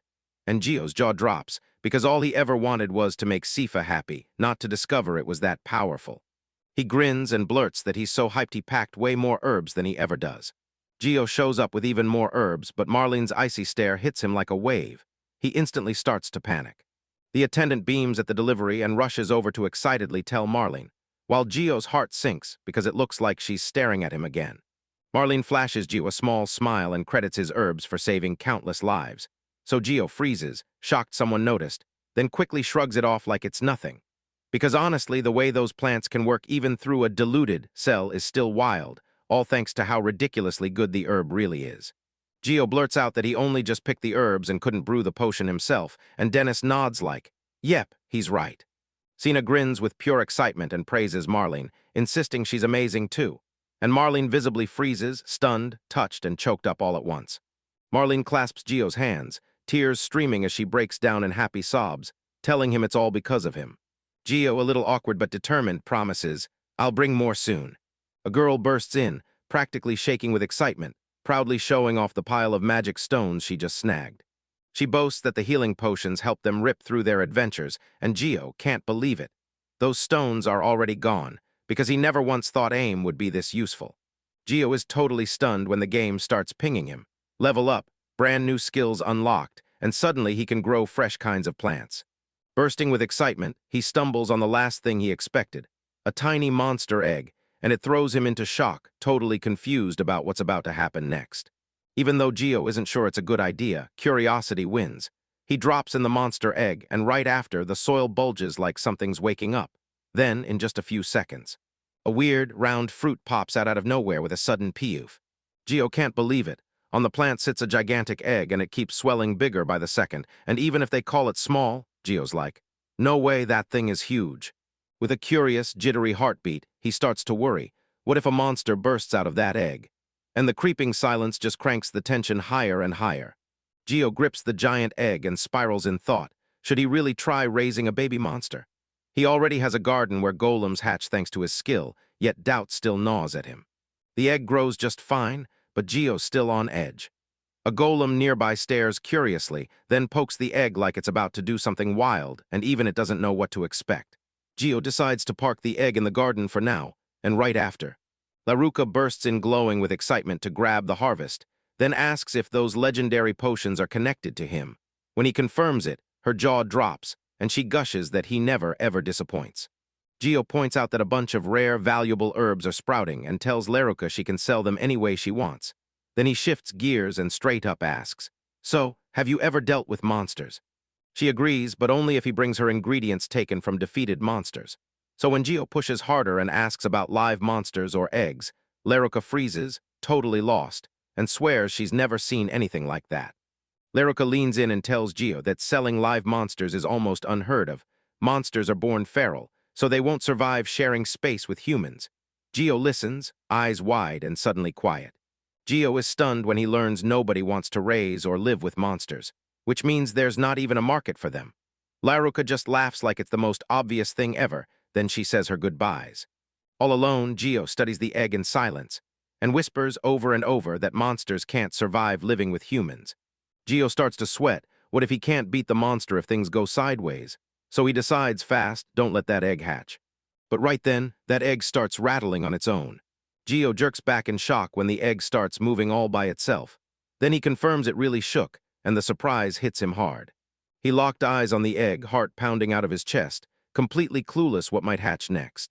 Gio crouches outside, clutching the egg to his chest as the sun slips toward the horizon, and Cena still hasn't returned. He blurts it out loud. And even with all that doubt hanging in the air, he feels the egg in his arms, warm, comforting, and strangely pleasant. Cena grins at him and thanks him for the meal, praising it as absolutely delicious. Gio walks beside her and asks how her day went. She groans that she fought another monster, like always, while Gio kneels in the garden tending everything. He leans in and asks if monsters are always that merciless, and he studies her like he's searching for answers. Cena nods and says yeah. Monsters are truly dangerous, because she remembers those adventurers who almost got killed until he saved them with his potions. Gio jolts at her words, and when he falls into step beside her, one thought hits him hard. Maybe humans and monsters truly can't coexist. Cena grins beside one of the golems and wonders if there are even cooler monsters out there.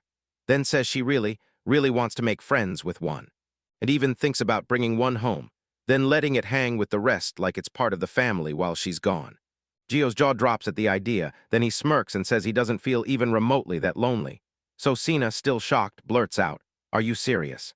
Then he leans in and needles her, taunting that even when she's at home, she just sprawls around and does nothing, while she stays downstairs with the golem and he watches from up above. Gio marches into the garden with an egg clutched in his arms, convinced he's not truly alone, even after his parents are gone, because Cena has stepped into the world as an adventurer now. He takes a seat, softly rubs the egg like it's alive, and asks, "You okay today?" The egg gives a tiny, trembling answer. The egg flares with a warm glow the second Gio touches it, and the strange reaction hits him like lightning, surprise and pure excitement exploding in his chest. With a fierce grin, he locks in his choice. He's hatching that egg and raising the monster like it's destiny. Gio decides that when the creature is born, it'll have him to take care of it. So he starts prepping right away, already plotting what he'll plant for it to eat. And as he daydreams about what kind of monster it'll become, he even starts tossing around. He keeps staring at the egg as it trembles harder and harder, and when the day finally ends, he's buzzing with excitement, convinced the hatch is about to happen. Gio freezes when his fingers hit the egg. Something feels horribly wrong. Cold panic surges through him. He scrambles to speak to the egg, terrified because it used to feel warm. That crushing silence terrifies him, and he panics. If he doesn't act right now, the baby inside the egg will die. Gio sprints like his life depends on it and smothers the egg in a pile of blankets, desperate to get it warm. He waits with bated breath until the heat finally comes roaring back. Then he exhales hard, spots the temperature back to normal, and gently strokes the egg like it's one step away from hatching. At night, the egg starts to shudder, then it slowly splits open with a deep, crackling break. Gio jolts awake in a panic, springs to his feet, and stares as fresh cracks tear across the surface, like the world is splitting open, because the moment of birth is finally here. Gio panics the second he spots the egg about to crack open, frozen between helping or doing nothing. Then he drops into a crouch beside it, heart hammering as he waits. When he spots those cracks spreading, he bursts into cheers, urging himself on, "Come on, just a little more. You've got this." The egg finally gives way, and when it cracks open, shards of shell scatter everywhere. A furry little kitten creature suddenly shows up, like it came out of nowhere. Gio freezes in shock as the tiny creature lets out its very first meow, then tumbles down onto the ground with a soft, gentle landing. Gio can barely believe it. Right in front of him, the egg has hatched, and now a tiny, kitten-like creature blinks up at him. He creeps closer, fretting that it might be too weak to survive, and he can't shake the idea that something so small and cute could possibly be a monster. Gio suddenly remembers a special tree in his garden, bolts over, and snatches one of those fruit bursts that look like they're full of milk, hoping it'll keep the little one strong and nourished. Gio takes a sip of the fruit milk, and the taste plus that punchy smell hits him so hard he just freezes. Then he snaps back to the real mission, get that kitten fed. He hands the bowl to the little one, and the kid immediately starts lapping up the milk with wild excitement, letting out a tiny, weak little meow, while Gio watches, finally breathing easier.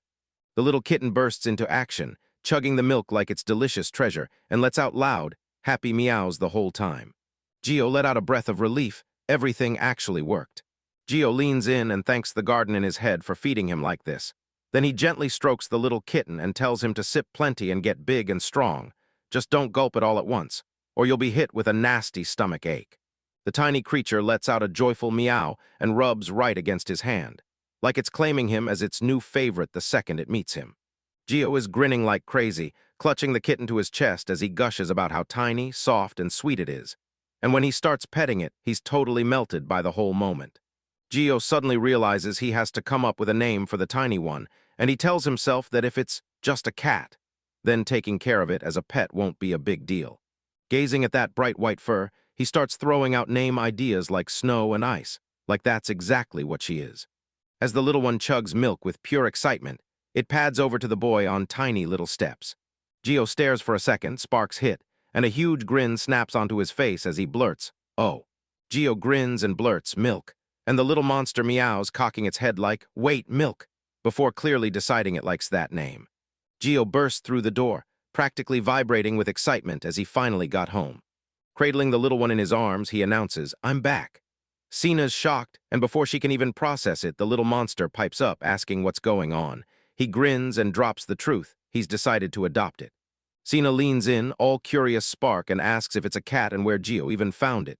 Geo answers her, half-cloaked in caution, thinking they'd better keep quiet for now, because this little thing hatched from a monster egg. Cena lunges to grab the kitten, but it clamps down on her hand like a tiny monster, and she yelps in agony. Yet when she complains about the bite, Geo shrugs and tells her it's all on her for messing with the kitten's head. As the tiny one growls, Cena's jealousy explodes. She sobs and snaps that her brother cares more about the cat than her. Meanwhile, Geo tries to soothe Milk and can't help laughing at his sister's wild overreaction. Cena glares at the kitten like it's trying to steal her spot as Geo's little sister, then snaps that she's the only real one, only for Geo to cut in and say Milk is male, and that one fact sends Cena's anger skyrocketing. Geo brings dinner, plops a bowl of milk in front of Milk, and Cena spots the fruit and blurts, "Did that milk come from the garden? Because I want some too." While she sips happily, the little kitten jumps in for its own share too. Cena and the kitten gulp down that milk with pure delight, praising how sweet and ridiculously delicious it tastes. Geo watches the two, grinning and looking stunned, because he's just pulled something this amazing straight from his own garden. As everyone tucks into dinner, Geo can't take his eyes off that thrilled little kitten. He grins and thinks he never, ever pictured himself gaining a brand new family member from that garden. Geo steps out to deliver fresh herbs, and as he goes, he can't stop thinking about how much his family has grown. Like every harvest is proof he's doing something right, and that feeling makes him glow. When he finally arrives, he greets the girls with a grin and tells them he brought extra herbs this time. The girls stare in shock at the crazy mix of herbs Geo hauled in, and when he asks if any could actually help, one of them snaps back that every single one is rare. Spotting that particular herb, she's blown away, because this is her first time laying eyes on real chili grass. The woman's eyes light up at the herbs, and she swears she can whip up an ice potion with them. Then Geo leans in, curious, and she tells him, "Drink it and your body turns icy, you grow immune to fire and heat." A second girl chimes in too, "Potion powers shift depending on what you toss in." Geo fires the question, "Are those ice potions actually good for adventures?" And the woman grins, saying, "Oh yeah, because with one you can dare to push into even the most cut-off, forgotten corner of the dungeon." The world flips instantly into a furnace, lava everywhere, heat biting hard. Geo scans the ground like it's a mystery, then blurts, "Volcanic area." The girls push through a tunnel, beads of sweat flying, and one yelps that the heat will dry her out before she even reaches the end, while the other points out that the volcanic area is just up ahead. As they push deeper into the unknown, one girl spots the change and blurts it out. Up to now they've been stuck in the cave area, but beyond that lies the volcanic zone. Then she adds, and the dungeon isn't just one place, because it's a whole chain of linked zones, forest, ruins, underwater, and more. They tell us the dungeon splits into 5 totally different zones, each packed with its own weird creatures and brutal terrain. And the underwater area is the real nightmare, the one nobody has ever managed to conquer. The volcano region they're about to charge into is the second toughest gauntlet anyone's ever tried, and almost nobody has conquered it. And get this, conquerors are the ones who beat the area's boss. Crushing these bosses isn't just for bragging rights. You walk away with top-tier rewards and rare drops you can cash out for a fortune. And once you claim an area, everyone knows your name. Then one of the girls leans in and asks, "So, do we have to take on the boss too?" But her voice cracks a little because she's not sure they can actually win.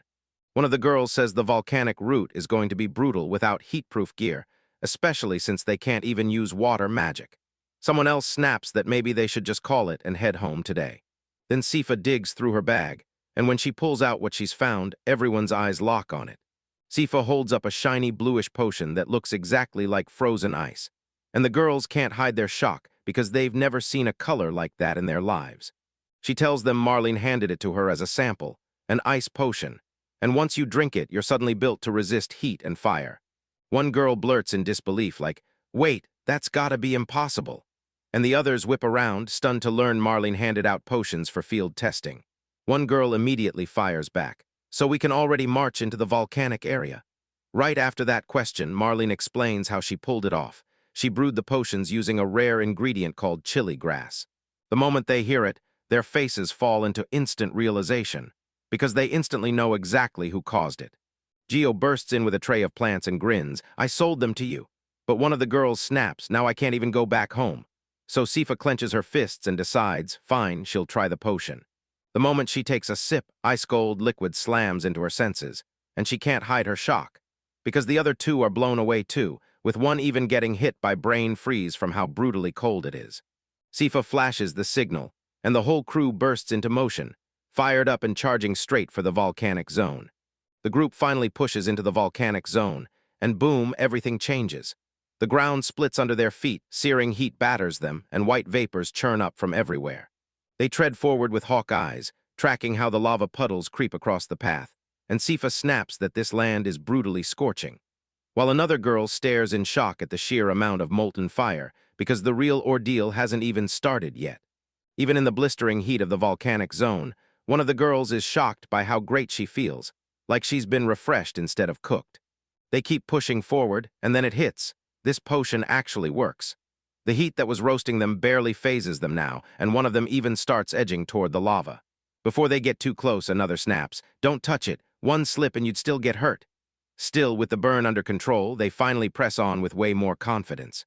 As the group trudges through the blazing volcanic wasteland, 3 fiery dogs suddenly burst from the inferno and sprint straight at them, and one of the girls snaps to attention, yelling a warning about the flaming monsters closing in. The girls finally clock it. Those monsters are flaming dogs, and one of them shoots a warning. They're tougher than anything they've faced up to now. No second thoughts. One of the warriors snaps into action and grips her sword tight, ready to charge straight into battle. The girl surges forward, pouring every ounce of power into a razor-precise strike, and her blade slams into one of the flaming dogs head-on, making it howl in agony. The girl mows down the monster in seconds, then freezes, because it's weird how weak it is. Apparently that strike choked the flames down, so the other girls gawk, convinced it's the ice potion she gulped that's to blame. The girls realize the potion's effects don't burn out fast at all, and the whole crew lights up with excitement. One of them blurts out, "As long as we've got the potion, we can keep exploring." So they're buzzing with excitement and charge to take over the entire volcanic region. Gio bursts in grinning, clutching a whole haul of chili grass he just harvested, and he swears he scored big today. Then the girl flashes him a warm smile, and Gio can only hope this stash helps Cifa power through her next wild adventure. Gio decides to put his skills on the line and finally try out moves he's never used before. He triggers a defensive wall function, basically an upgraded protective fence, and the moment a loud noise erupts, a gigantic wall slams into place, catching him completely off guard. The second Gio activates the skill, massive walls slam up around his house and garden. He's hit with pure disbelief, because this isn't some flimsy barrier at all. The skill has forged a full-on fortress, sealing the place in stone-hard protection. Gio can't stand how huge that wall is, so he decides to rip it down and undo it. He fires off the next move, Conceal Garden, and nods as he commits to hiding the whole garden. Then he finally breathes easier when everything looks normal again, even though he's still left wondering how he'll ever pull off something this over the top again.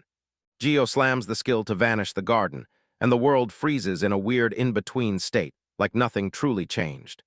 The spots that should shift instantly stay stubbornly the same, and as he stares around, he can't shake the feeling that maybe nothing really happened at all. Gio rushes to check the fresh crops, but the list only shows the same ones he started with. Something feels off. Then just as he's about to move on, he spots something and freezes, eyes popping wide in shock. Gio finally figures it out. Every single crop is now stamped high quality, unlike before when they were stuck as plain, average stuff. He lights up as he remembers how even the average ones were crazy tasty, and now he's buzzing with excitement, because these new ones could be even better. Cifa stumbles home absolutely wiped after roaming the volcanic area. She's so drained all she wants is to crash into bed. But the closer she gets, something snags her attention and makes her stop dead in her tracks. Cifa gasps when she sees her house, and that garden, looking totally wrong, like someone flipped her whole world upside down and she has no clue what's going on. She barrels in, shouting for her brother and the cat, crying out for the milk like, "What happened?" Gio stays cool and confused, like her reaction makes no sense. She insists nothing's changed, but to Cifa it all looks wildly brand new. Cifa freezes in terror when the world around her just vanishes. Her house, her garden, everything she knew is gone in an instant, and she shrieks in panic, staring at the total emptiness like it stole her life. Gio spots it instantly. This house is still standing, just swallowed up by his own skill. He tells Cifa it was all just a test to prove his abilities. Then he rips off the disguise and everything snaps back to normal. But he warns her he can't keep using this power, because if the house keeps vanishing and popping back out, the neighbors are going to notice, fast. Cifa stumbles in looking wrecked, groaning that she seriously thought she'd have to sleep outside. She tells him she had to race back into the volcanic zone again and again. Gio nods and says he sold even more herbs to Marlene and that she's lightning fast. So he figures he can only drop off the herbs first, then back Cifa, and that's when it hits. He has an idea. Gio urges them to throw a banquet the second Cifa hits her next adventure stage, and when she hears it, Cifa lights up, eyes sparkling, then blurts out banquet. Cifa lights up at the thought of a banquet and insists they do it right now, but Gio stops her and says she's got to slow down, because he wants to invite Cifa and Annie in a special way. So he'll need a little time to prep, because that ace up his sleeve is coming, and Cifa, buzzing about the reward he promised, gets even more fired up. The girls push into a dark cave, and Cifa guzzles a potion while Annie studies the map. Cifa's grinning, scanning every corner like she can't wait for what's next. Then, in the next scene, they swing back to the shop and snag even more potions from the woman behind the counter. Then they keep pushing deeper, stumble on glowing crystals, and Cifa comes hauling a massive chunk of ore like it weighs a ton. So yeah, the grind is brutal. Right in the middle of it, she snaps into action and drops a crushing strike on a creature, launching it into the air like it's nothing. Later, the group stumbles into an open space and starts gearing up for something huge. Then, boom, back home. Cifa dozes peacefully as the boy tucks a blanket around her, and the final shot plunges into a dark, deadly corner of the cave where a terrifying roar rattles the depths. The group finally spots the creature they were warned about, the boss of Volcano, the leader of the Red Lizard Men, towering and deadly as he locks eyes with them. The girls go stone still, watch him like hawks, and brace themselves for the fight. The moment the girls spot the boss enemy, tension snaps tight, and Cifa nearly jumps out of her skin when she sees how massive he is and how tough his scales look. Annie cuts in fast, saying there's not a single record of anyone beating him in years, like this is the strongest monster they've ever had to face. Still, she refuses to back down. She's decided they'll fight, and with Cena as the secret piece of the plan, they'll team up and take him down. The girls gear up for the fight. One down an ice potion and snaps that there's no other choice, while another grins, reminding everyone a banquet awaits after they win. All the while, the leader runs the whole operation, handing out potions so nobody gets left short, then fires off. Buff up, battle starts now. The girls slam the preparations into place. One girl ignites her magic sword, while the other gulps down the very last drop of the potion. In total silence, they locked eyes, nodded fast, and sealed their resolve. Battle was about to begin. The fight erupts, and one of the girls slams her support ability into gear, boosting her team while crushing the enemy's power. Then another girl rockets forward with her sword, all grit and fury, ready to strike with everything she's got. The volcanic area boss roars with pure rage and charges headfirst. Meanwhile, the girls steel themselves, eyes locked and swords raised, ready to strike. He surged forward and snapped a lightning-fast slash through the air. He dodged the monster's strike by a hair's breadth. The boss snarls in rage, still planted on her feet, and the brawl explodes hotter by the second while her companions shout for her to stay sharp. Cena charges straight at the boss, but she can feel his caution creeping in. Then another girl clocks it. The monster seems to recognize Cena's power, and that could make a frontal attack way harder. She crouches between the rocks and swears she's totally, completely invisible. Even if her hunter instincts aren't built for straight-up combat, she locks her stance, eyes glued on the enemy, and waits, till the perfect moment finally hits. Right when the boss rockets in at full force, Cena snaps the signal with iron certainty. They lock eyes for a split second, determination crackling between them, because the plan is already moving. She shot her hand forward, snapped her power on, and ordered the boss to bow. Then the monster, blindsided, started wobbling and losing his balance under the crushing force of the spell. Seizing the opening, Annie leaps with deadly precision and slams straight into the enemy. right as the monster lets out a brutal roar of pain. The other two stare in shock as Cena yells Annie's name, stunned by the hit, while Annie backs up with a grin, still reeling that her strike actually landed real damage. She realizes that ice potion just supercharged her, and pure excitement explodes as she feels the results hit. The girls explode with joy over their teamwork, and Annie and Cifa throw down a blazing high five, thrilled that they move in perfect sync. But the celebration barely lasts. Then the boss pops up, gasping, and stays dead set on fighting. Cifa throws the signal and declares they're going all out. Then the three snap into position, swords gripped tight, and brace to end the boss for good. The girls burst into the guild building, kicking up dust as they step inside. Cifa and the others are welcomed at the front desk by the sharp-eyed receptionist, Canalia, and she greets Cifa right away. And right as the chatter about their new member hits, Cifa steps in, confirms it's really her, and introduces Cena like they've been friends since forever, back in their childhood.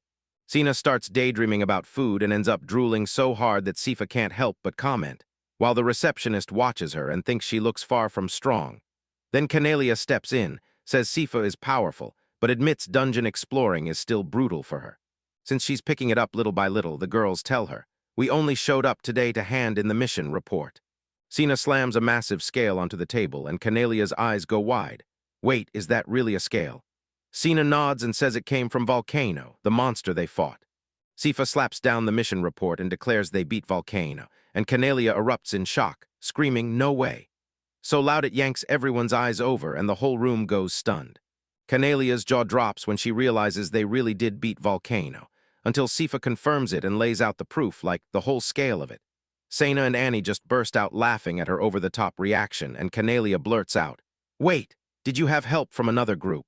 Because this red lizardman fight is asterisk way bigger than anything they should have been able to pull off alone." All three swore they took the boss down by themselves, and Canalia was left in total shock. A guy on the team blurts that the boss's body was left behind, and they're going to need backup to get him back. Canalia instantly panics, then snaps into action and plans to send a team loaded with heat-resistant gear, since they're dealing with a volcanic zone. Annie leans in and tells the receptionist not to stress about the heat, grinning as she reveals they've got ice potions, so even the volcanic zone feels cool enough for anyone to roam and explore. Canalia jerks in shock at yet another curveball, totally rattled as she scrambles to make sense of it, because she can't believe the boss of the volcanic area was beaten by a crew of young girls, all thanks to a potion she didn't even know existed. Canalia freezes in sheer panic, sweating buckets because this absurd mess makes zero sense, and she screams for the guild leader, while everyone else just stares, totally clueless about what's happening. The recovery group storms into the volcanic area, and then bam, the potions hit, blasting away the heat like it's nothing, leaving them stunned that magic like this even exists. Still, Cena snaps into action and tells them they've got to ditch the monster's body behind. Then she thanks them for helping them recover it and promises she'll lead the way. As they head to recover the monster's body, one adventurer suddenly recalls the boss, Volcano, who was never beaten. She stares at a record card packed with his past and her gut churns. Did those girls really pull off the impossible and take him down? Then Cena jabs her finger at the spot and tells him the body is right there, just up ahead. The support crew steps in, and the moment they see the colossal Volcano body sprawled on the ground, shock hits them hard. Then one guy blurts out in disbelief, "It's real, we actually beat the boss." As they tear into the monster's body, the men finally confirm it. This thing really is a volcano. One of them stares in awe, shocked that it's barely scratched, because at this level, battles usually leave the fighters, or the monsters, riddled with marks. Everyone just stares. Those super tough scales got sliced clean in seconds, and nobody can wrap their heads around it. Finally, one person blurts out, "Who on earth could have made a cut that precise?" The guys start firing wild guesses at who could have carved that cut so perfectly. Cifa first, because she's rank B, but she flat out denies it. Then they turn to Annie, who swears she can't do sword work like that either. They laugh at the idea that someone so young could pull it off, until it hits them, and only one choice remains. With a confident grin, the girl introduced herself and flat out claimed it was her who took down the boss. The adventurers are stunned out of their minds, refusing to believe that the cute, bright, cheerful-looking person who smiled so sweetly was the one who crushed that terrifyingly powerful enemy. The girl bursts in clutching a whole pile of magic stones, and the boy's jaw drops at the sheer amount. Then she shrugs and says she took down the area boss like it was nothing, leaving everyone completely stunned. The girl begs for compliments and brags that she landed a huge reward. Then, right on cue, the cat Milk shows up, meowing for attention. The boy starts petting him and blurts out that even just having the cat around is a breath of fresh air.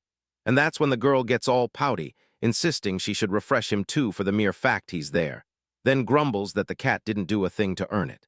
The boy spots that the milk has ballooned way bigger in just a few days, staring at his own size in shock, and the girl jumps too. Then everything turns awkward fast. The boy blurts out, all fired up, that they should use the magic stones to supercharge the garden. The boy levels up and unlocks a brand new skill, travel between, but he's totally clueless what it can do. Then, just as he's still reeling, he realizes he can grow fresh types of crops, and he starts daydreaming like crazy about what he'll harvest while he's out there eyeing the ores. The boy spots a fresh list of ores he can use right now. Gold, silver, iron, amethyst, and a bunch more, all the mid-tier stuff he'll finally be able to mine. The second he spots gold ore, his excitement detonates. Everything suddenly feels possible, and he's shocked by it. The boy then clocks the words home garden, shrugs it off, and acts like he never saw a thing. The girl asks, "Are you okay?" And he snaps back, "Yeah," then barrels straight into a different topic, right as she tells him she's taking a break from adventuring starting tomorrow. The boy blurts out that they should call Cifa and Annie over to his place, and his little sister's eyes light up as she asks, "Is that what you're thinking?" He grins and says, "Yep, they're my ace in the hole." A massive feast gets cooked to celebrate that hard-earned win over the guy from the other area. The table groans under special dishes, and the woman who made it all beams as she proudly unveils the feast. The girls stare at the feast like it's a miracle. Annie practically melts and says it looks mouth-watering, while Cifa declares it an incredible meal. Alicia, who cooked it all with Lucas's help, reveals the ingredients were picked straight from his garden. Cifa blurts out her thanks while Alicia waves them off like, "Eat as much as you want." Annie can't contain her excitement as everyone clinks glasses in the volcano area, toasting hard to the victory like they just won the world. The girls stare at the burger sizzling on the grill like it's pure gold, so tasty it practically begs to be eaten. Annie's excitement spills out nonstop, and she can barely stand it until she takes the first bite, while Cifa smirks and says even just looking at it makes her mouth water. The girls stop dead, eyes wide, and stare in shock at a light that suddenly blazes into existence. The atmosphere flips in an instant, and dead silence smashes down on the table, leaving the boy completely baffled by what just happened. The boy's baffled, everyone's acting weird, like the food's gotta taste awful. And then one of the girls stares back, stunned, eyes blazing with. It turns out, yeah, the answers are totally the opposite of what you'd expect. The food is unreal. This girl starts inhaling her plate with a look of pure ecstasy, and she blurts that it's so good she might actually faint. Everyone's stunned by her reaction. Then she just keeps shoveling food in her mouth non-stop, yelling that it's so delicious, like she can't stop even if she tried. The girls get completely hooked on the food. One's already begging for seconds, and the other swears she could eat it forever. Then things spiral fast, and the boy panics, trying to tell them to get a grip, but nobody listens. The boy finally clocks the reason everyone's hooked. Those high-quality ingredients are dangerously, unbelievably good. Meanwhile, the girl keeps chowing down with a bright smile, raving about the tender meat and crunchy onions. Made with mid-quality stuff, sure, but somehow still ridiculously delicious. The girls gush over the food made with medium ingredients, raving that the meat is juicy and downright delicious. And it rattles the protagonist, because he can't shake the fear that such high-quality ingredients could spark wars. So he panics, decides to seal them away before things blow up, while the girls stay stunned, still marveling that everything tasted so unbelievably good. One of the girls beams at Gio, thanking him with a bright smile because she's seriously thrilled to land a reward this good. He humbles himself, brushing it off as nothing, and says it's the least he could do, because she's been taking such good care of Cena. As they dig in, one of the girls lights up and gushes, "Cena, you're seriously talented." And they add that they could only smash through the volcanic area that fast because of her. Cena's instantly lit up, bragging that she not only did it, her brother helped too, and he's left stunned, thinking he might have seriously underestimated her power. As he watches the girls laugh and dig into their meal, the boy suddenly realizes this is his moment to step in and do something for them. Still, he can't lie to himself. Jealousy burns in his chest. While Gio's mind races in silence, Cifa pops up, calls his name, and stares straight at him. She leans in and says she's insanely grateful, not only to Cena, but to him too, because without his ice potions, they never would have survived the volcanic area or brought down that boss. Cifa flashes Gio a calm smile and tells him he's got serious power too. Then Gio freezes in stunned silence, still gripping his plate, her words hitting him like a knockout, while Cena watches from the distance with eyes blazing. The girls start hyping Gio up, listing everything he did. He brewed the potions, carried them with full-on support during the whole adventure, and kept helping them push deeper through the dungeon. Cifa leans in and tells him, "You sit back now, rest is on me." Gio takes it all in, stunned for a second, then breaks into a small smile. Like, wow, they really see him. Then he scans the table and catches everyone grinning, glasses lifted in a warm toast, and it hits him. Even without diving into the adventure, he still helped win, so he raises his glass too, says okay. And in his heart thinks, somehow, he ended up belonging with them. After that meal, the girls are stuffed to the brim, like there's no more room in their stomachs.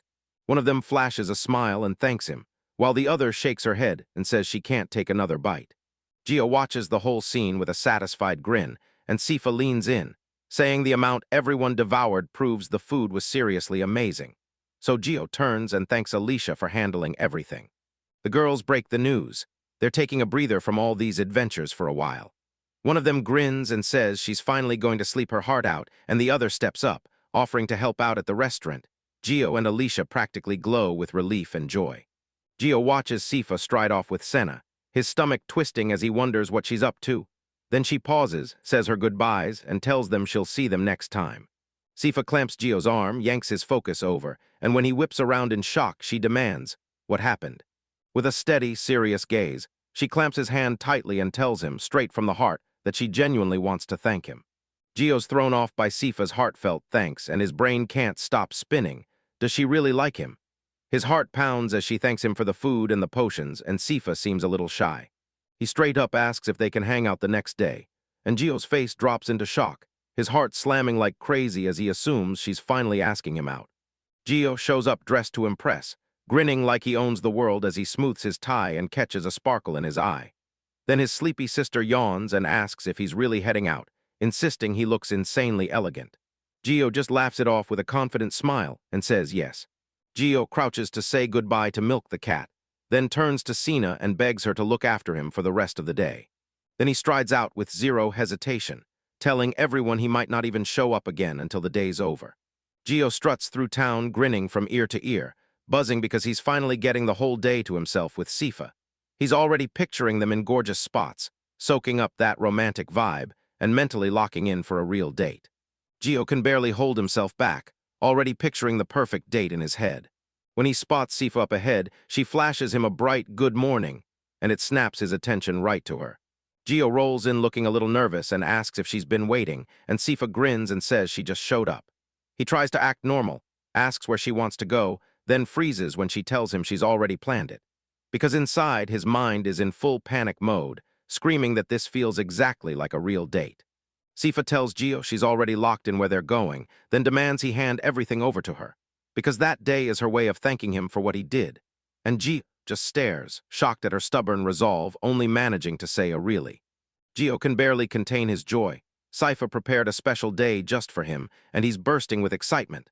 The moment they start walking side by side, he knows this day is going to blow his mind. Gio and Cifa march up to a dark, gloomy house tucked behind trees, and the whole place feels wrong asterisk, different in every way. Cifa says, "This is it," and the second Gio hears that, his face lights up because he instantly recognizes the spot. Marlene's pharmacy. He's totally thrown off about why they're here, but Cifa sprints to the door and yells for help. Marlene greets them with a bright grin and asks if it's really just the two of them today, like she can't believe her luck. Then she hits them with a teasing question about whether they're on a date, and both of them instantly blush. Cifa insists they're only browsing, and they slip inside as Marlene stays behind, watching them with that same curious, sharp look. Gio starts to squirm with embarrassment, then Marlene locks eyes with him like, "Yeah, this is not asterisk a date." Cifa quietly scans the shop shelves, completely stone-faced, while Gio stands there baffled, like, why are the two of them even here together? Staring at those weird bottles and realizing the whole place gives off zero-date vibes. Gio tells himself he's already happy just being near Cifa, but then his mind starts racing. What on earth is she thinking? Lost in his thoughts, Cifa pivots toward him, locks eyes, and in a calm voice asks, "Gio, are you having fun?" And it instantly throws him off. Gio blurts out a little shaky that yeah, he's having fun. But the moment he says it, he realizes he hasn't been watching the products at all, he's just been staring at Cifa the whole time. Cifa only smirks and goes, "Good," then keeps walking. They storm out of the shop, and Gio just stands there, totally baffled by the whole thing. The moment they step into the next place, he stares at that room packed with armor and gear, and panic hits him like a truck. I knew it. This date isn't about romance at all. Gio starts to realize the stops they're making don't look like a normal date in the slightest, because Cifa just goes quiet and scans everything like she's hunting for something. Still, he forces himself to push through and enjoy the night. She asks if he's having fun, and he admits it, looking a little lost but totally honest. While Gio's convinced normal dates mean showy clothing stores, Cifa pops up, changes outfits right in front of him, and blurts out, "Which one do you like best?" And Gio goes totally stunned, completely caught off guard. They head to a different shop, this one stocked with equipment, and the owner greets them with open arms, bragging about fresh gear while asking Gio if he wants to try anything out. Cifa pops up in two totally different looks, one light and quick, one fully armored and ready for war, and Gio can't help but stare, thinking she looks insanely strong, even if it might be a little too much. Gio is totally lost, trying to blurt out an opinion, and Cifa drops the bomb. "Which outfit looks better?" He goes, "I like the lighter one," then immediately backpedals, half hinting it might not fit her, and the panic hits as he scrambles to explain himself, terrified there's not a single safe place to look. Gio blushes hard and tries to fumble out an excuse. He actually prefers her in her usual clothes. Then Cifa walks in wearing an even bolder outfit, and Gio's nerves go through the roof. After that compliment lands, she lets out a tiny "oh." Surprised and cheeks flare red, Gio leans in and asks if Cifa doesn't want to get anything, and she shakes her head. No.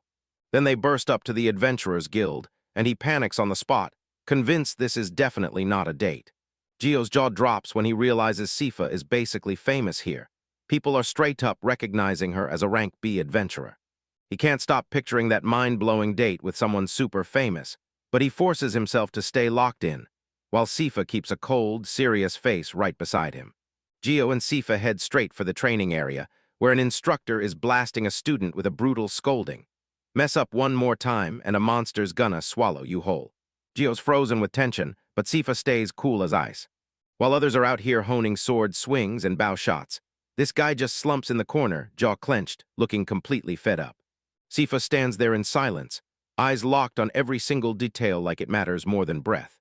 Gio keeps staring at the trainees and starts thinking, wait, is this really a date? Then he drops down into position while Cifa stays stone serious like she always does. Gio freaks out, convinced he might have been the only one who realized this was a date. And as the memories hit, he remembers how it all felt wrong from the very beginning. Cifa asks him again if he's having fun, and even with his doubts gnawing at him, he forces out a yes. She only replies, "Good," and he's left staring like even that's a riddle, while a few boys huddle up whispering and push one of them to grab the moment. They shove the shaky kid over to Gio and Cifa and tell him to man up, only for Gio to stare, completely thrown off by the whole thing. Gio thought the boy was about to confess to Cifa, until the boy suddenly leaped in front of her and demanded she be his training partner, and Gio's heart finally stopped racing when he realized it wasn't a confession at all. Cifa shrugs it off as all good, and Gio says, for now he's happy just watching. Then the kid lights up and celebrates, buzzing with excitement. Gio stares, stunned, as Cifa hurls herself into prep for a training battle. And for the first time ever, he's seeing her about to fight, so curiosity hits him like a wave. The boy barrels in, shouting with pure, fearless confidence. But Cifa shrugs off every strike like it's nothing, and even as he throws everything he's got, she just stands her ground, rock solid, not even a tremor. Cifa launches a lightning-fast move, and the boy scrambles to react. But with one savage strike, he gets disarmed, snatched right out of his control. He hits the ground, stunned, realizing just how much stronger his opponent is. Cifa yanks her spear back at the very last second, the tip hovering millimeters from the boy's face. He freezes, beads of sweat flying and eyes going wide, realizing she could have nailed him any time. So the boy, still on the ground, throws his hands up, admits defeat, and lets his sword clatter away. Cifa doesn't budge, her spear tip stays locked on him. Everyone gapes in shock, and Gio, eyes blazing, can't help but be blown away by her skill. Gio bursts into claps, grinning ear to ear at the sight of Cifa going full adventurer, and the crowd erupts praising her moves as straight-up impressive. Then Cifa reaches out, grabs the boy by the hand to help him up, and the whole group can't stop admiring her skill. A bunch of students step up and beg Cifa to train them too, but she flashes a polite smile and shuts it down. That's enough for today. And she's got huge plans for the rest of the day, and Gio can't help but stare from afar, dying to know what's about to go down. Gio leans in and asks if Cifa's finally done with her training, and Cifa nods. Yep, I'm finished. Right after that, she asks if he's hungry, and he practically blurts that he is, already picturing the two of them heading to a super stylish cafe. But the next second, they're already back in front of the exact same spot they hit yesterday. Gio freezes in shock, frustration blazing hot. Gio and Cifa burst into the restaurant, and Annie spots them, shocked that they're showing up together, and she blurts out, "So what are you two doing here?" Cifa shoots back that they're here to eat, but Gio stammers to explain, until Annie yanks him aside and cuts him off, saying that's not what she meant. As whispers ripple through the restaurant, Annie leans in and shoots Gio a suspicious look. "So you're alone with Cifa and this is a date." Gio snaps back, "Why do you care so much?" Annie's voice wobbles as she tries to play it cool. "It's not for any reason, just because." Gio replays the whole day in his head and blurts out that Cifa picked every single spot, so it never felt like a real date at all. He's totally lost about what she's thinking, then he admits he had a blast, while Gio insists it never felt like a date to him. As Annie watches from afar, eyes sharp and thoughtful, Cifa is right there. Calm as can be, smiling like nothing's wrong, perched at the table as if they're just having a normal moment. Annie stares the chaos down and starts breaking the whole situation apart. She blurts out that Gio's got a full 100 years before he can even think about dating Cifa. Gio's jaw drops, his whole hope collapses, and he's reeling in defeat, until she tells him to sit down and promises she'll take their order. Gio drops his head, realizing he's been way too cocky, and admits Cifa feels totally out of his reach. She's older, sure, but she's also an absolute monster of an adventurer. When she asks what him and Annie were talking about, he dodges the question like it's a punch coming at his face. Cifa clocks the slump in his face and blurts, "Are you tired?" Gio scrambles to hide it again, but deep down she's sure that if this were truly a date, she'd be taking him to way more special places. Cifa tries to lift Gio's spirits, promising he'll feel better once he eats something good. And even though Gio's caught off guard by her simple kindness, it only takes a second before he's smiling back. He snaps back into hype and declares they're about to eat a ton, and she says, yes, instantly. Then he realizes, even if it wasn't a real date, it doesn't matter that much anyway. Gio ends up grinning, munching right beside Cifa, telling himself that even if it wasn't a real date, he still managed to steal time with her. Then they head out together, and Annie plus the other worker thank them for stopping by. Gio storms out of the restaurant grumbling that he ate way too much, then quickly flips the script and admits the food was insanely good. Cifa asks if he's feeling better, and he practically buzzes with excitement that he is. So the two stroll on together, lighter than air after the meal. Cifa grins and swears the Luca's restaurant is the best she's ever tasted, maybe even the best in the whole world. Gio's jaw drops, because in the end, that place wasn't just some random spot, it was something special to her. The moment they pause, both of them get flustered, each one begging to let the other go first. Gio tries to play it polite, but Cifa pushes right back, drops her gaze, and looks downright nervous about what she's about to say. Cifa asks Gio if he was upset earlier, wondering if it was her fault, and then she blurts out an apology. She tried to pick nice places for them to go, but swears she must have done a terrible job. Gio just stands there, totally confused, because he doesn't get why she's taking all the blame. Cifa finally admits she just wanted Gio to have the best time, because this day was meant to thank him for everything, and since she's clueless about how to make fun happen, she drags him to her favorite spots, praying he'll love them too. Gio suddenly sees the whole truth in an instant, clocking the real reason behind her every move. Cifa admits she even considered dragging him into a dungeon, but chickened out because it felt way too dangerous. Gio bursts into laughter, relieved out of his worries, saying it was the right call. Then it hits him. Every place they visited wasn't random at all. It was loaded with meaning for her. And suddenly he's seeing the whole world differently, laughing along and soaking up her honesty like it's the best secret ever. Cifa asks if Gio had fun, and Gio lights up, telling her he absolutely did. And he blurts out that just being with her makes him feel good anywhere. So Cifa is stunned by the answer, and the moment he realizes it came out like a confession, he faceplants into instant embarrassment. Cifa bursts into a real smile the moment Gio answers, and she practically whispers, "That's perfect." He clocks her expression and decides she's totally cool. Plus, she's got that adorable clumsy streak too. Gio strolls beside Cifa with a grin, still riding the high of the best day, replaying every moment they shared and every secret side of her he never thought he'd get to see. Yet the question gnaws at him anyway. Is she brushing him off because she wants nothing to do with him? Cifa grins and says, "Hold up, I've got one final stop to show you." Gio's eyes go wide. He's already imagining he'll meet her parents next, and his nerves start screaming. But Cifa cuts in fast. The destination is her own house. She tells him it's one of her favorite places, and when the truth lands, Gio just freezes, utterly speechless. Just as Gio starts thinking the real prize is time with Cifa, a loud shout tears through the moment. Someone's yelling that something bad just hit the boss. The two snap their heads toward the noise, and Gio remembers Cifa's family runs a blacksmith workshop. Gio and Cifa burst into the workshop, and Billy, Cifa's dad, greets them with open arms. His face tightens with worry, but the moment he spots Gio, recognition hits, and he beams, greeting him like old friends. Gio tries to introduce himself, but Billy slams into him with pats on the back and demands to know why he's hanging out with his daughter.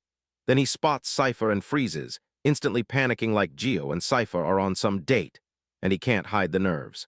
Cifa tries to dodge the tension and asks if anything's wrong, and one of the workers snaps that they've got a huge problem blowing up at the workshop. As everyone's busy chatting, thunderous footsteps come crashing closer.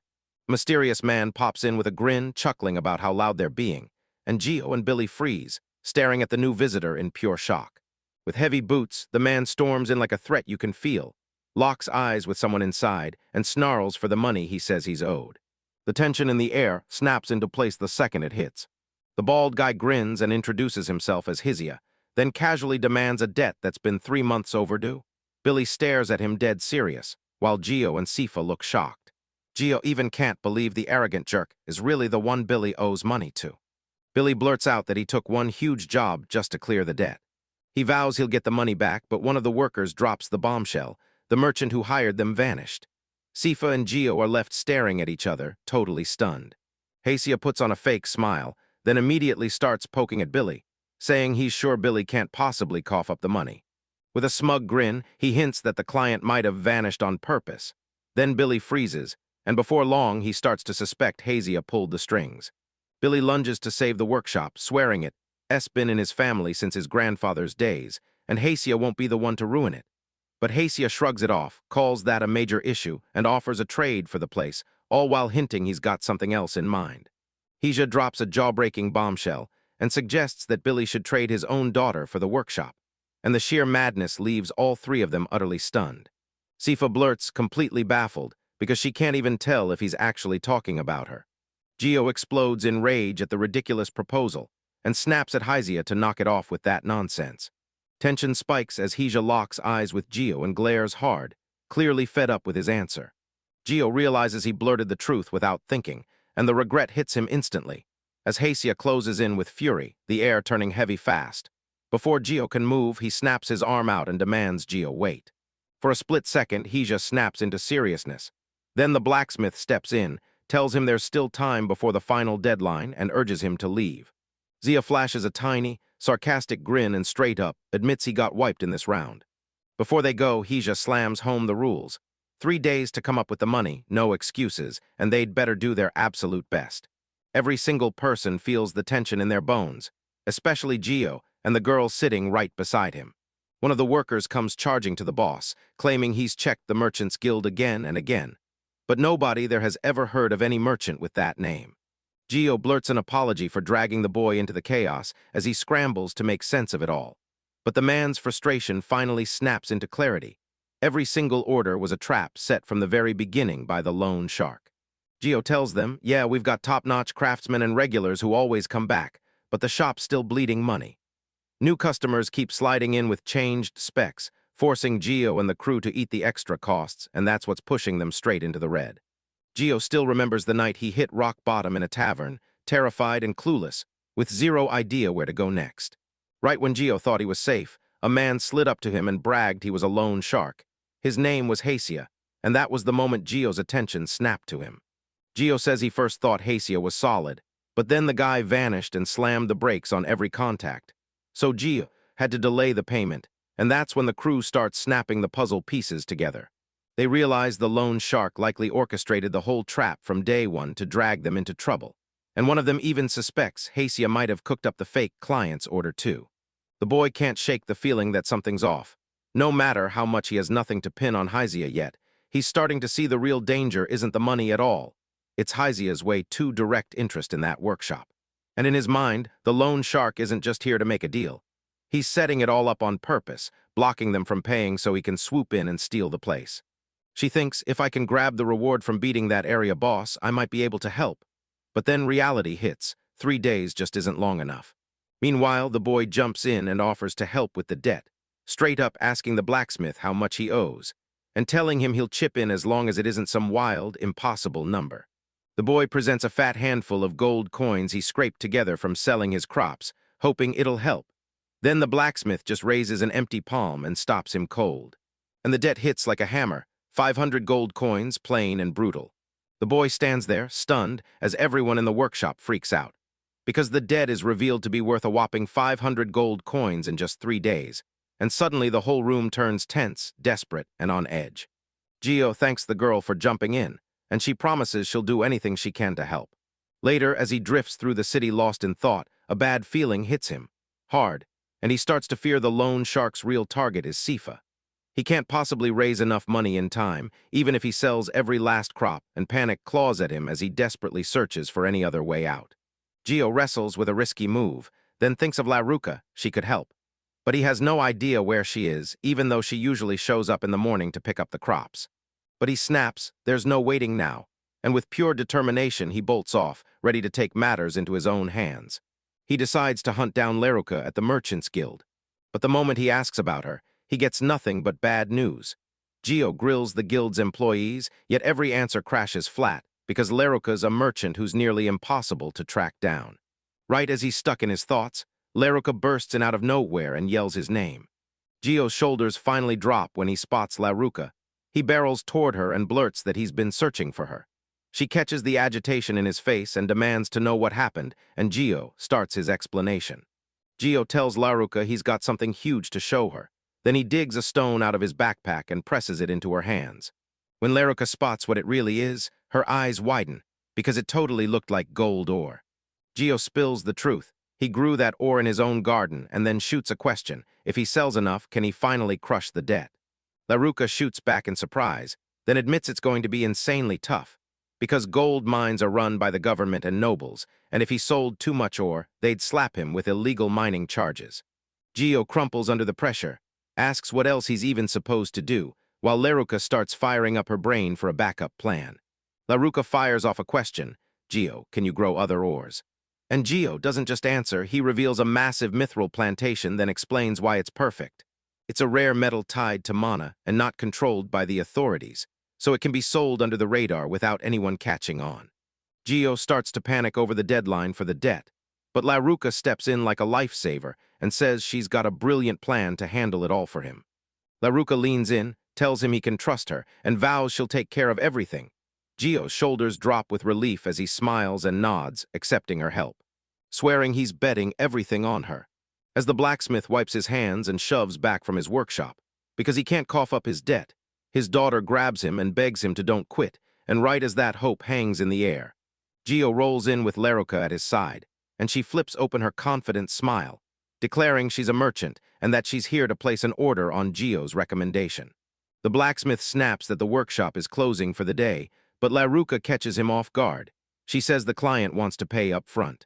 He freezes in shock as she admits she's not sure it'll be enough to wipe out the debt, then grabs his attention and tells him to take a look at what she brought. Laruka ambushes the blacksmith with a huge pile of mithril ore, then grins and tells him she's got even more stashed away.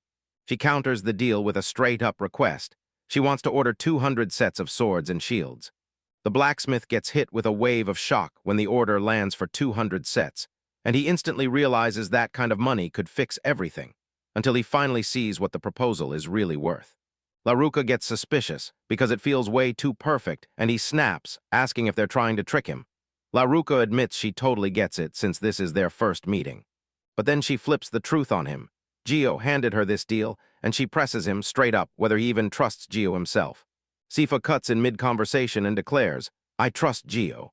The blacksmith freezes for a breath, then realizes it was Geo who fought for his daughter and vouched for her, his earlier cold attitude snapping back into memory. The blacksmith grabs Laruka's hand and nods, sold on the deal with fire in his eyes, while they both swear they'll give it everything. Meanwhile, Gio and Cifa smile from the background, cheering them on. The blacksmith slams the payment into his hands, and there they are, shiny platinum coins gleaming in the light. Gio is blown away. He's never seen one of these before, while Cifa leans in and says they're rare and usually reserved for nobles or massive merchants. Everyone's busy celebrating the deal, but Gio clocks something off. Laruka never once explained where this order came from. She just grins like it's the best news ever, spilling zero clues about who's behind it. With the new order burning in his hands, the blacksmith bolts out, swearing he has to catch Hezia while the timing is perfect. Gio and Laruka stare in confusion at his sudden dash, and Cifa lunges to call him back. But he barrels ahead anyway as a mysterious man watches from the side, grinning like he knows exactly what's coming. He demands why the rush is happening, like he's already got a gut feeling that trouble's coming. A pack of men steps in, straight up blocking the blacksmith's path. Then the leader smirks with a cutting jab, goading him as if he tried to slip out of the city at night, and you can tell right away they've been watching his every move. The leader leans in and reminds him that today is the exact day they agreed to pay the debt. Then the blacksmith panics, and the man hisses that if they try to bolt right now, they'll be setting themselves up for a disaster. The blacksmith snaps at Cifa to keep her distance, fearing those men are watching her. So Gio steps in and insists she's safer inside the workshop, and Cifa just nods in silence, caught off guard but following along. The group strides in with swagger, sure the blacksmith can't possibly count up that debt, 500 gold coins in full. So he flashes those platinum coins and demands to know if that won't cover everything. The collectors drop their jaws when they spot the platinum coins, totally stunned that he pulled off that much money in just 3 days. Laruka shows up grinning and says it all happened because of a fresh deal, though she insists she was just the middleman. The group leader is stunned by Laruka's speed. He can't believe someone so small can rake in all that money so fast, and then he tries to save face, forcing a smirk as he remembers he somehow forgot to add interest to the charge. The collector swears that with interest, the debt ballooned to a whopping 1,500 gold coins, 3 times what it started as, and Laruka and Gio could barely believe their eyes. Meanwhile, the blacksmith snapped, demanding how anyone could invent such an absurd number, and the man just shrugged, saying, "That's the real value of the debt." The collector basically shrugs and says the coins, and even the workshop, aren't worth enough to cover the debt they keep shouting about. With a cruel smirk, he snaps that the blacksmith must also surrender his daughter, and Gio's rage hits instantly, because he realizes the guy has been staring at Cifa from the very beginning. Rage burning in his chest, the blacksmith clenches his fists and screams that he'll never let his daughter go, no matter how much it costs him, even his own life.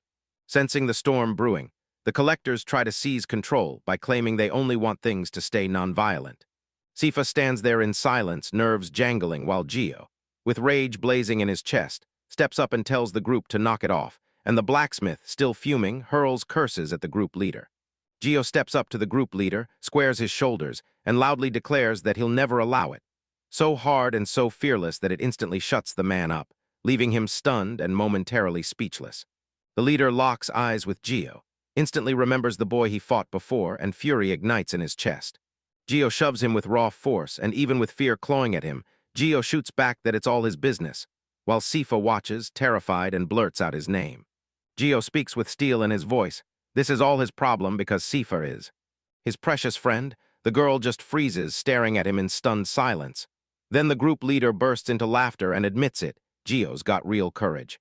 But before he can breathe easy, he yanks him in by the shirt and growls that he'll make sure Gio proves he can take the pain without bolting.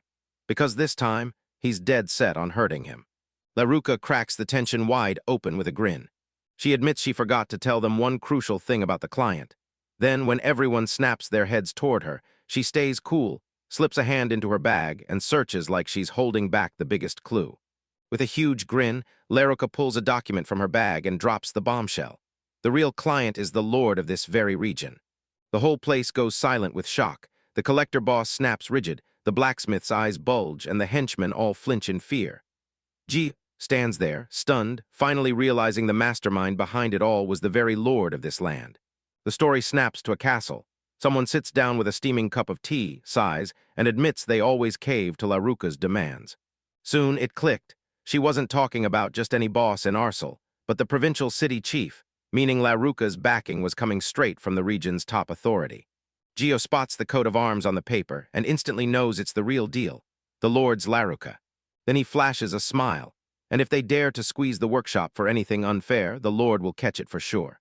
Laruka smiles and leans in, pressing hard as he warns, it'd be a total nightmare if the Lord found out what's going on. Gio clenches his teeth, and the henchmen tense up like they've just heard Doom whisper their names. And finally, the other guy cracks, hands over the defeat, and agrees to accept the 500 coins. The bandits storm off in rage, and the whole group just watches them disappear into the distance. Laruka starts trembling with pure relief, blurting that it was way too terrifying, while Gio and the boy finally suck in a deep breath, worn out by all that gut-wrenching tension. Gio races up to the boy, breathing relief, asking if he's okay, and admitting he can't believe the kid's attitude. The boy bursts out laughing and says, "Everything's fine." Cifa closes in as the boy blurts out that he's being a little dumb, and she just watches in silence, like a huge weight finally lifts off her shoulders.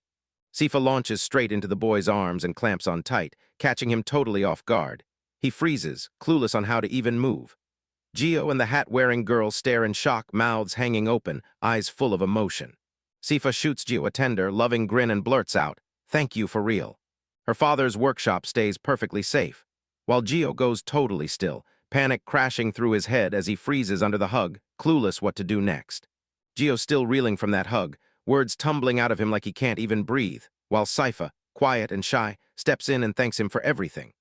Then the blacksmith turns around and heaps praise on Laruka for landing an order straight from the Lord, and Laruka just flashes a smile like it's no big deal, until Gio, totally flustered, blurts out that he only pulled it off because she helped him. Laruka says she stepped in because she saw Gio was giving it everything he had. Gio tries to explain himself, but his nerves are still screaming after everything that went down. Then the blacksmith slaps his shoulder and hypes him up for his courage, and Laruka piles on the praise too, calling him genuinely great in that moment. Yet Gio's panic spikes anyway as he remembers what he blurted in front of Cifa and how mortifying it was. He scrambles to explain every awkward thing, trying to get her to finally listen so he can address what he said earlier. Gio panics when he sees someone ready to repeat what he said, but Cifa quickly says she didn't catch it because she was too far away. So, are we finally safe?